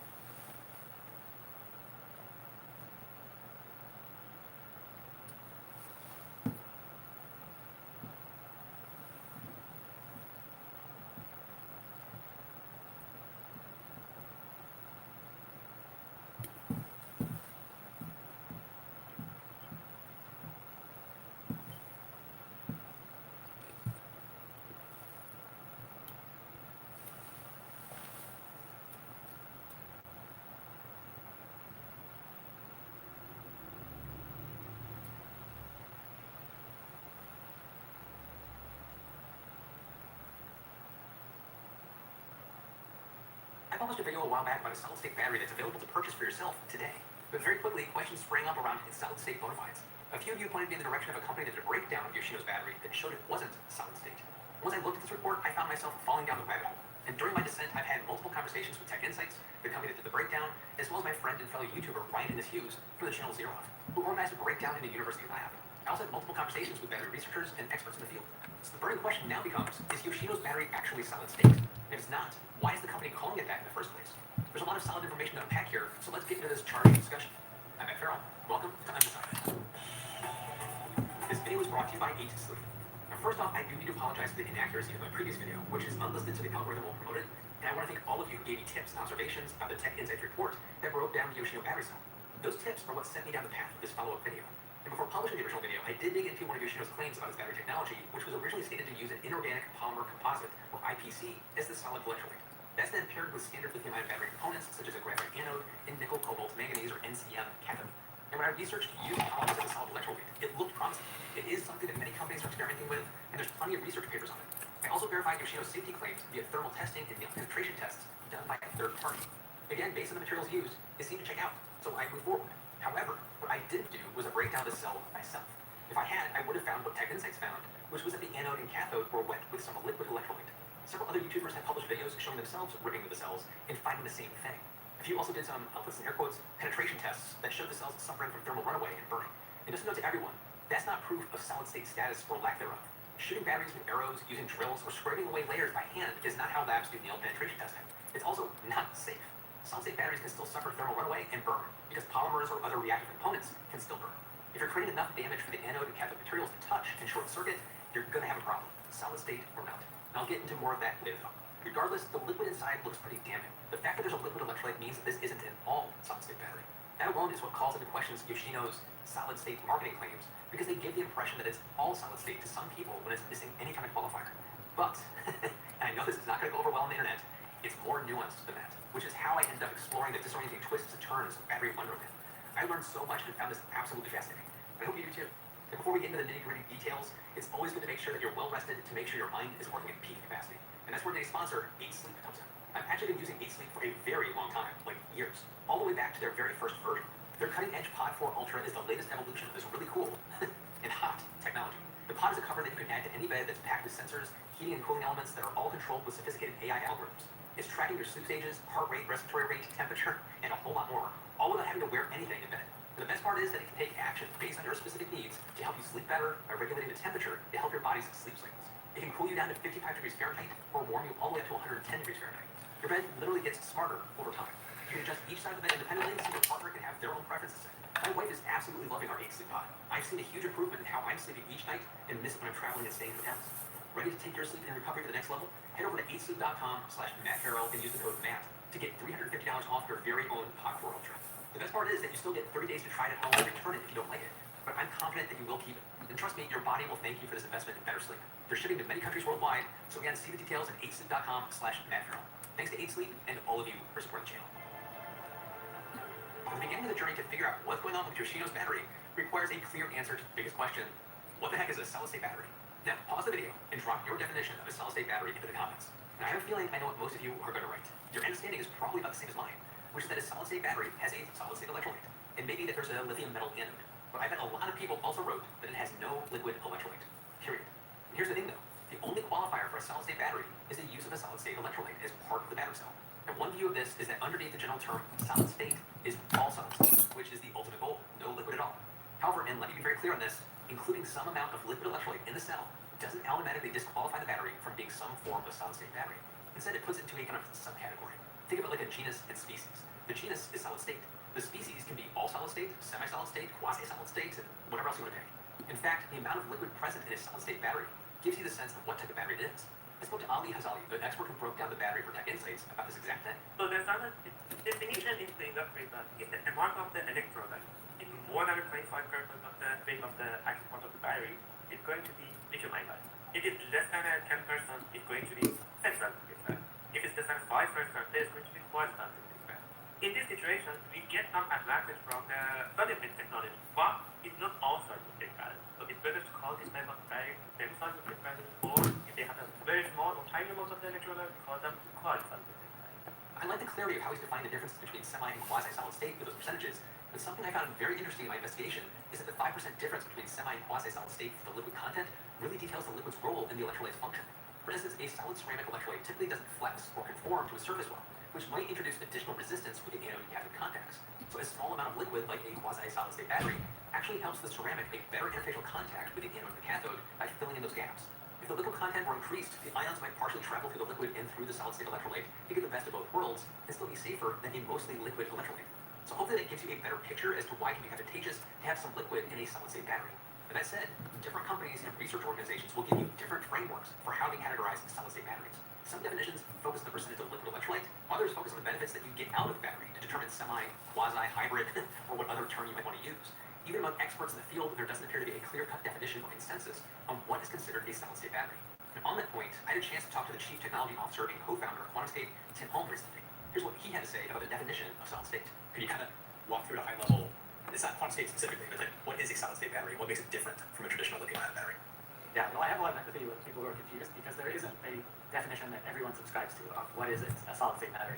And to make it worse, there are companies talking about quasi-solid-state batteries, hybrid solid-state batteries, condensed-state batteries, right? A whole bunch of terms that are never even defined as to what they are, which just further muddies the picture. So to me, a solid-state battery is a battery that, at least one of the major components, is a solid-state electrolyte. There's an all-solid-state battery where all of the electrolytes are solid. That is not liquid, not gas, not plasma, but solid. That's an all-solid-state battery. And then I think a solid-state battery would be a battery where at least a major component is solid-state. There are solid polymers that conduct lithium. So there are batteries that are made with all solid polymer conductors that would be solid-state. There are also batteries that use sulfides, oxides, various different classes of more inorganic solid materials. And those all can be called solid-state batteries. There isn't like an IUPAC standard definition of what is a solid-state battery. There are solid polymers, there are solid inorganic materials, and to me, a solid-state battery would be any of those. I do think there's a distinction between an all-solid-state battery that has no liquids versus, if you say solid-state battery, that maybe isn't an all-solid-state. This is a problem that's also discussed on the academic side.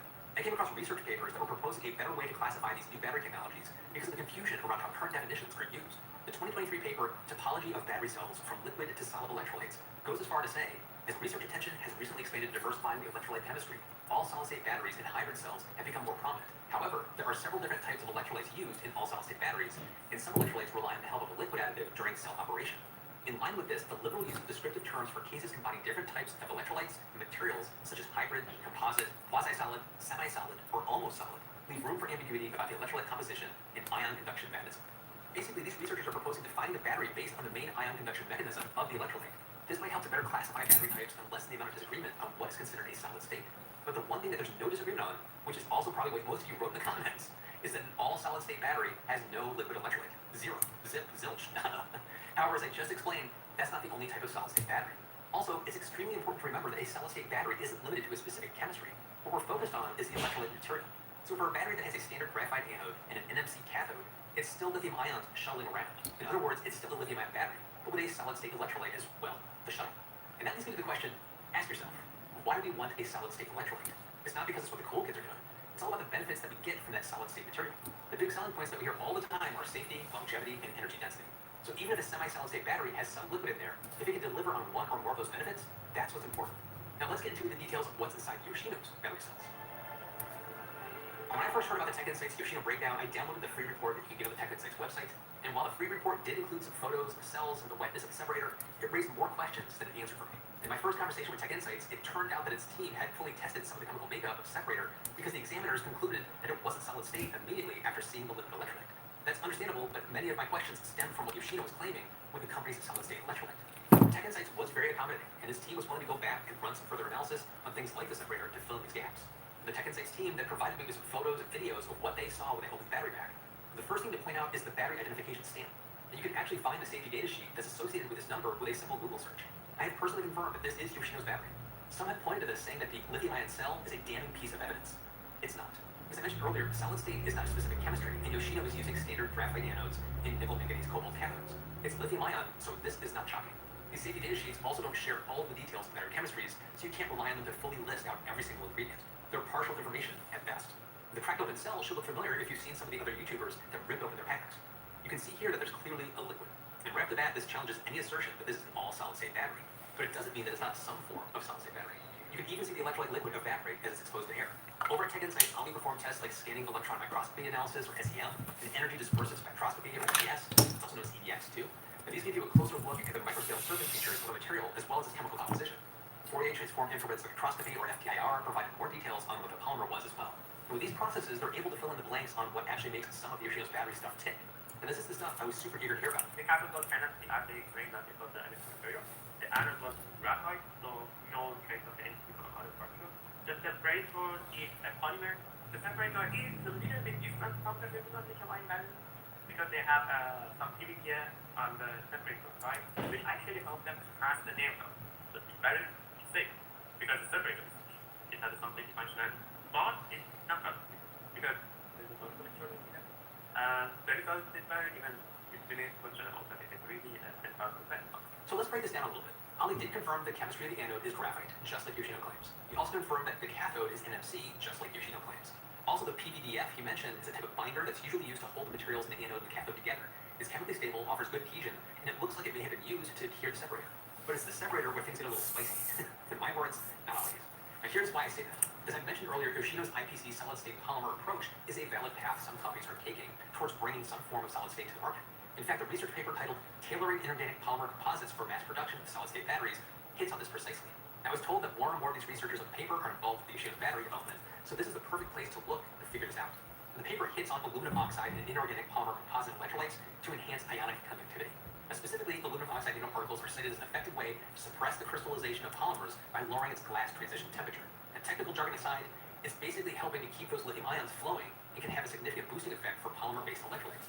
The paper also hints at the possible presence of liquid components to enhance ionic conductivity. Now, even though these are considered compromises rather than pure solid-state solutions, a lot of this points to what could be considered a semi-solid-state battery. Now, what Ali at Tech Insights found on the separator was a ceramic coating that included aluminum oxide and some kind of carbon-based material, which could be PVDF. And during my time pulling this video together, Yoshino was also very forthcoming with me about what's inside the battery cells. The company provided me with its own SEM analysis and descriptions of the different components that are in use. It was at this point that I found out some of the specifics that Yoshino claimed to be using, which is an LATP sub-electrolyte bonded to a cathode. Their EDS data appears to show the presence of titanium and phosphorus on an elemental map. The presence of aluminum, oxygen, and phosphorus from Tech Insights EDS data seems to help back that claim up. However, there appeared to be a lack of titanium in the EDS spectrum, but more on that later. LATP is a ceramic-like material that allows lithium ions to move through it efficiently. This helps to improve the safety, stability, and performance of the battery cell. Now, this investigation was not without its speed bumps. I asked my friend Ryan, who is a PhD student at the University of Bath, and has a great YouTube channel called Xeroth, which you have to check out. I asked him if he could break down Yoshino battery cell for me. He ended up working with another PhD student and colleague at the university, Howard Richards, on the analysis. I wanted to have a second independent take on Yoshino, separate from Tech Insights. And the mailing process was kind of a nightmare because you have to have special certification to ship lithium-ion batteries. So I wasn't able to easily get a battery pack for him myself. I actually bought the same exact model I have and tried to ship it to him. It didn't work. It got returned to me. However, Yoshino was really helpful and willing to send a B4000 battery pack over to the University of Bath for me. And the fact that Yoshino was willing to do this with no strings attached was a sign to me that they're really standing behind their product. But there's a major wrinkle. After Howard completed his full breakdown and analysis, he couldn't find any traces of titanium for LATP, just like Tech Insights. So it gets curiouser and curiouser. I've been doing some extra digging in the literature since Howard shared some of the results that he's recently got from the tests, and the one thing that I keep stumbling across is that in some of the literature where they have done LATP rooted NTM, such a tiny trace amount, it may be to the point it's not detectable.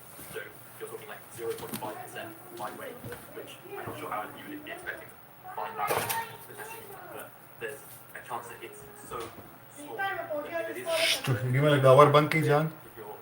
you're literally get counts of a very small area that you can scan. It was slightly off piece. Make sure we're there because the process is but the 0.5% to 2%. I guess I'd say that, yeah, I agree with Brian. There is definitely a chance. Ima! I think that's why we did the tool. Multiple tests on a sample. We also then did another sample from the other side.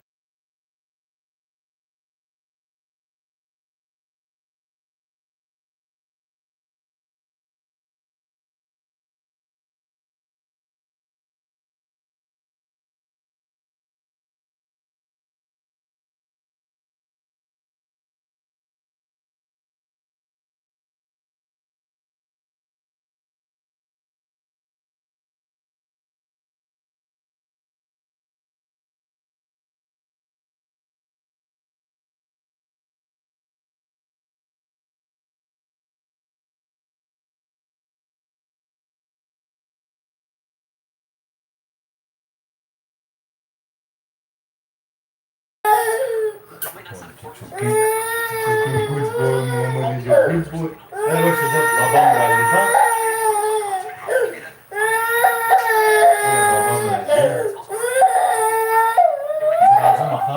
Baba Waji Khan.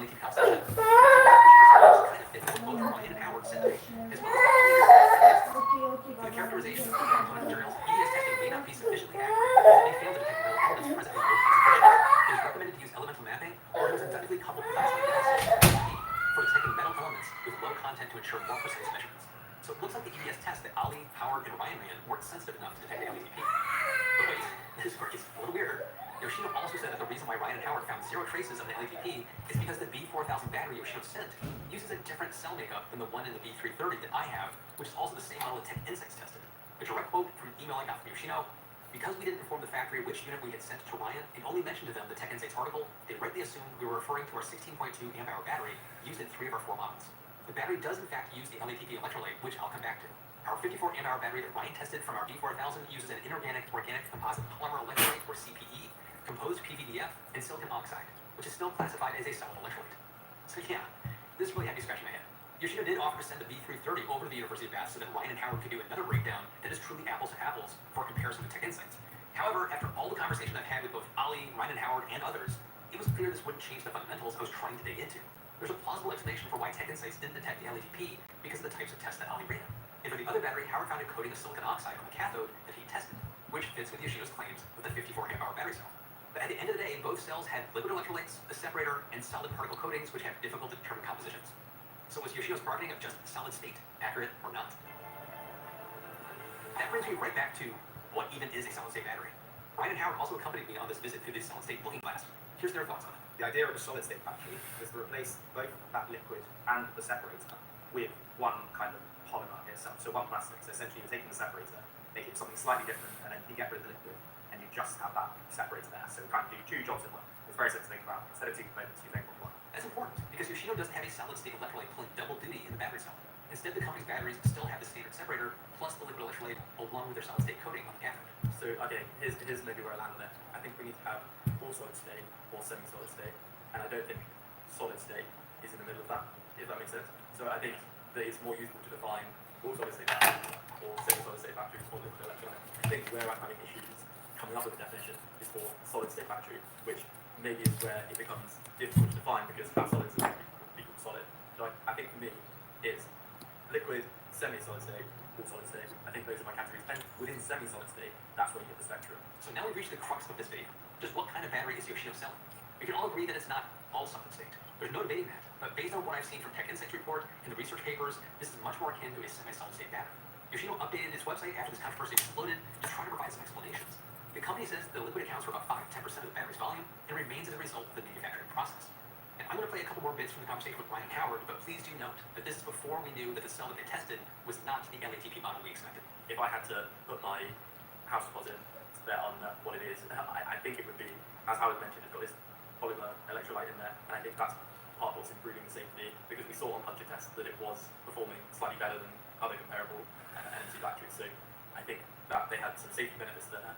I think if I had to bet, I do think there could be like 0.5% by weight LATP in there, which I've seen in the literature can improve the cycle life, and is small enough that it could have been missed by the testers. We did.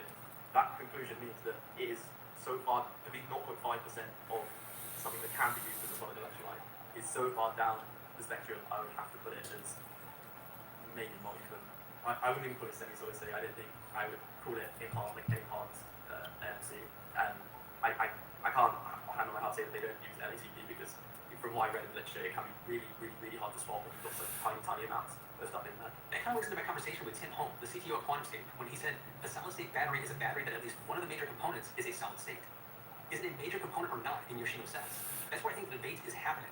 But Howard had a great and very funny analogy. I think if you were a vegetarian, someone gave you a beef burger, and like, yeah, it's got lettuce in it, and called it a veggie burger, you'd be quite annoyed, just because it contains something from a solid state battery that it necessarily is a solid state battery. Having said that, I might go and jump on the fence even more than Ryan did, and essentially say that I don't want to discount that there is LATP in there, or they've found a way for it to be really beneficial. And part of the reason I believe that is because we are essentially still really bad at making batteries. We genuinely suck at it. I saw a presentation recently that said that a large battery manufacturer, who must remain nameless, was setting up new gigafactories. In the first year of production, 96% of the cells had to be recycled. They weren't good enough to go out. It is astronomical. It's astronomical how bad we are at making batteries. Like, so I think another good analogy I've seen as well is that if you make a car, when you assemble an entire car, so a massive general assembly, I think you can have like 70 or 80 quality assurance points. I've seen reference in a couple of places that CATL, when they make batteries, have 3,600 quality assurance points. The point to be made, I guess, on the Yoshino part of things is that for all we know, and this is why I don't want to rule out them using OTP, is they might have a very specific way that works really, really well. And the thing I can't dismiss is that the claims of cycle life that their cells have look really, really good for an NMC battery. And yes, it's fantastic. And yes, it could be the very, very looks like close to negligible amounts of OTP. It could be those trace amounts. It could be doing wonderful things. But on the other hand, it could just be them being really good at making cells, like the manufacturer Yoshino are buying their cells from, and they've kind of written that way. And I think that's almost, I guess, I want to say that the shame almost around the marketing is that had it not been written as like a solid state battery, if those 4,000 cycle lives, 4,000 cycles are reached in 80% of that battery, it's excellent. That is fantastic. It's calling it solid state though, as I said, it's got a bit of lettuce in the burger. I've been thinking maybe it's a veggie burger. Here's where I'm going to challenge everyone.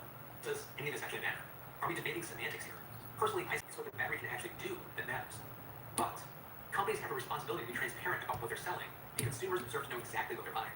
This requires a level of care in marketing, and that means precise language. So what did Yoshino have to say about all this? But here's some of the statement that Marketing Vice President Vince Cato provided me via email, which is my final communication with the company after months of discussions.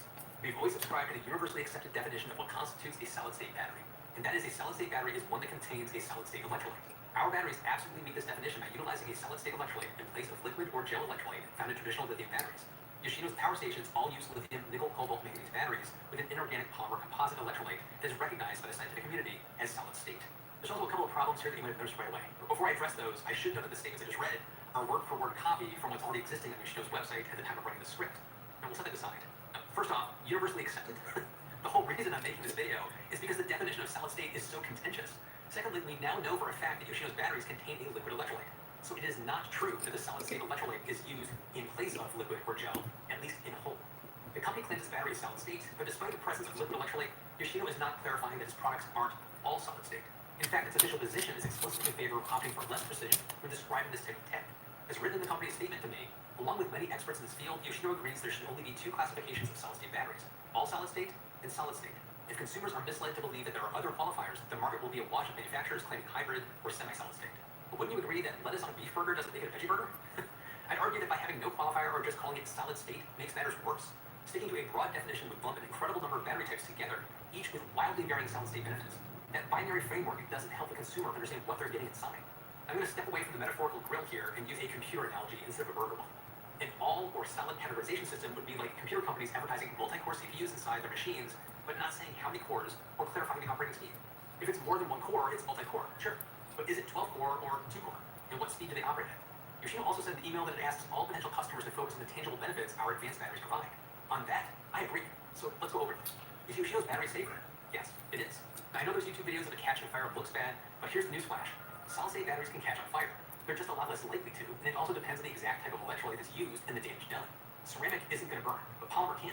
Regardless of the electrolyte, though, if you bring the anode and cathode in contact with each other, it's game over no matter what. Now, some of those YouTube videos were very destructive and a serious health risk. As Howard put it to me, Part of what makes the liquid electrolyte batteries dangerous is not necessarily the lithium itself, so much as the solvents it's dissolved into. Those solvents that it's dissolved into are generally carcinogenic, and so we have to, when we're dealing with it in a lab, it stays in a Argos glove box, we don't touch it, it's disposed of properly. Bottom line, if the experts aren't going at these components barehanded, neither should you. I saw one person scraping away from the layers with a utility knife. Please do not do that. Another shot arrows with some gnarly-looking arrowheads that clearly caused a lot of tearing on the way through, and it still took 2 arrows before causing fire. Another was using a drill. That's just going to mix things together as it drills through the layers, which doesn't conclusively prove anything. And if you're going to do penetration testing like that, you need to do it in a way that can be precisely repeated again and again. It's the only way to get a true apples-to-apples comparison between different battery cells. For instance, what about comparing how an LFP cell reacts to neon penetration versus a standard NMC lithium cell versus an NMC battery? Yoshino's third-party testing report passed the neon penetration test with flying colors. It also did exceedingly well with the thermal testing to survive very high temperatures. So even if Yoshino's products are solid-state in name only, when it comes to the safety benefits, the company seems to be ticking that box. So what about longevity? Well, for this, we have to take Yoshino's word on their estimates and it's going to be a tough pill to swallow for some, especially considering the confusing statements that we've gone over. But if estimates are accurate, it's very good. The company claims to last for over 4,000 cycles compared to most LFP cells that range between 3,000 and 3,500 cycles.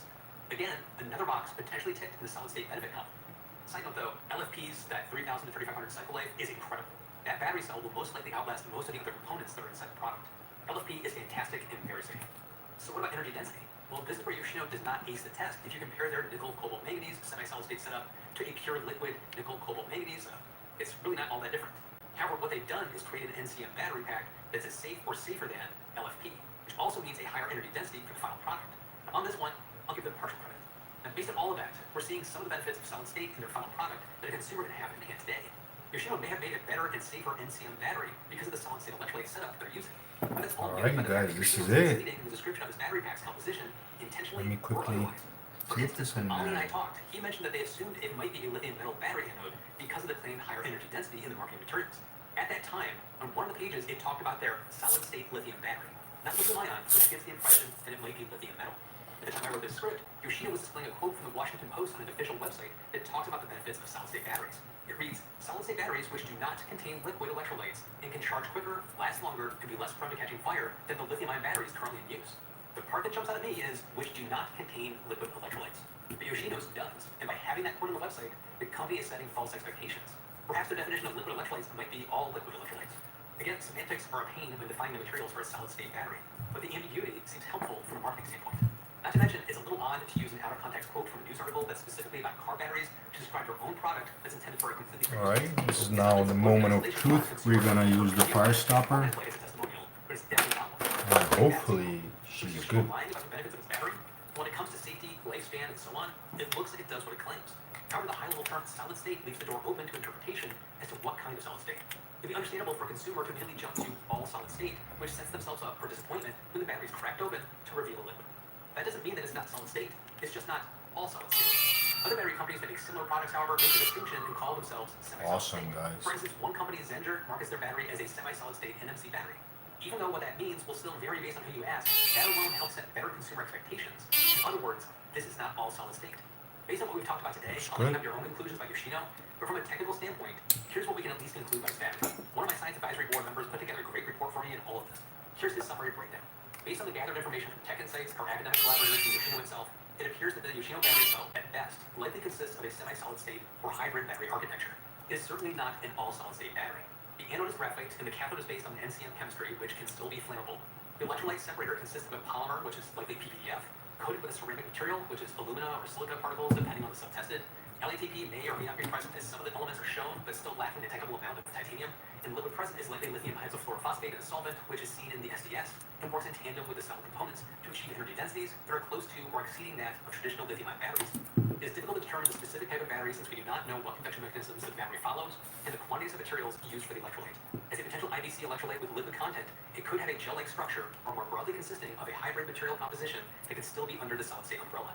At the end of the day, this was a fantastic learning experience that I was happy to have. I didn't realize how muddy the definitions were for solid-state batteries. And it was also fascinating to learn how labs break down battery cells to draw far more conclusive evidence than we ever could do at home, even with our arrows, drills, and utility knives. So do I think Yoshino built a better battery cell? Yes. Am I happy with the Yoshino B330 battery pack I bought myself? Yes. Do I think Yoshino is playing fast and loose with the term solid state? Yes, I do. Do I think Yoshino should rethink how it's marketing its battery to remove the ambiguity? Yes, absolutely. Am I getting kind of freaked out by asking myself all these questions? Yes. Now seriously though, I was a communication and information design major when I was undergrad. I took courses in semiotics, history of language, and how languages evolve over time. Even if Yoshino is technically, and I mean technically in the linguistic way, if they're accurate about its usage of the term solid state in its marketing, there's a massive disconnect with not just the average person off the street, but battery experts too. How the mass population uses and understands a term can change and shift. If there's a difference between the technical definition of a word and the public understanding and use of that word, that's a type of semantic shift or drift. Heck, the term paradigm shift in itself is a shift from its original meaning. So as much as Yoshino is sticking to its guns on how it's using the term solid state, I'd say the company is losing that argument with everyone else's semantic understanding of it. You can't expect a large population to shift their thinking to align with your own. You need to go with the flow, so to speak, and lean into that public understanding and come up with a way to remove the ambiguity, whether through education or by changing how you talk about it. So what do you think? Do you think Yoshino is using the term correctly? Does it even matter if the product delivers on the promised performance? Jump in the comments and let me know. And be sure to listen to my follow-up podcast, Still to be Determined. We'll keep this conversation going. And thanks as always to my patrons for your continued support. Keep your mind open, stay curious, and I'll see you in the next one.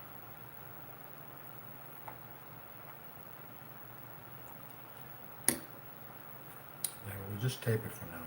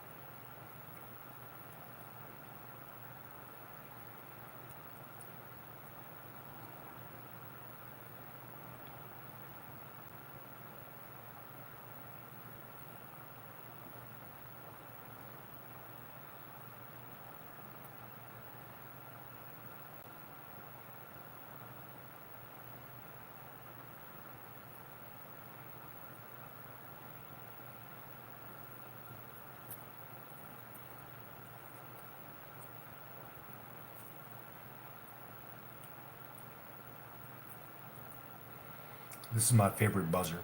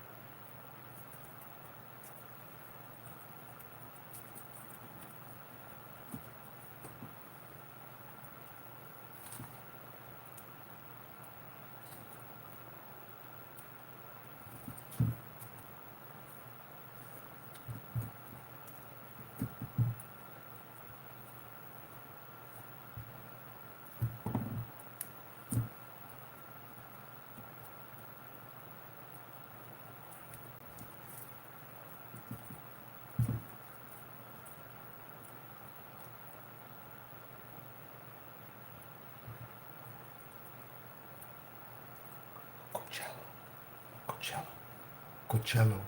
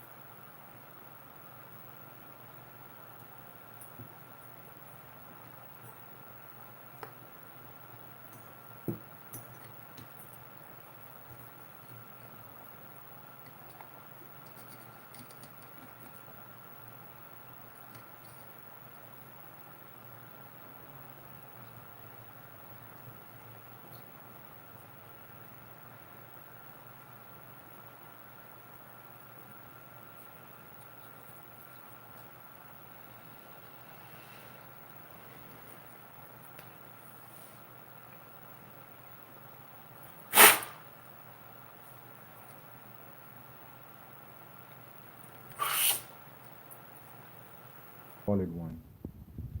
Take care, guys. Peace.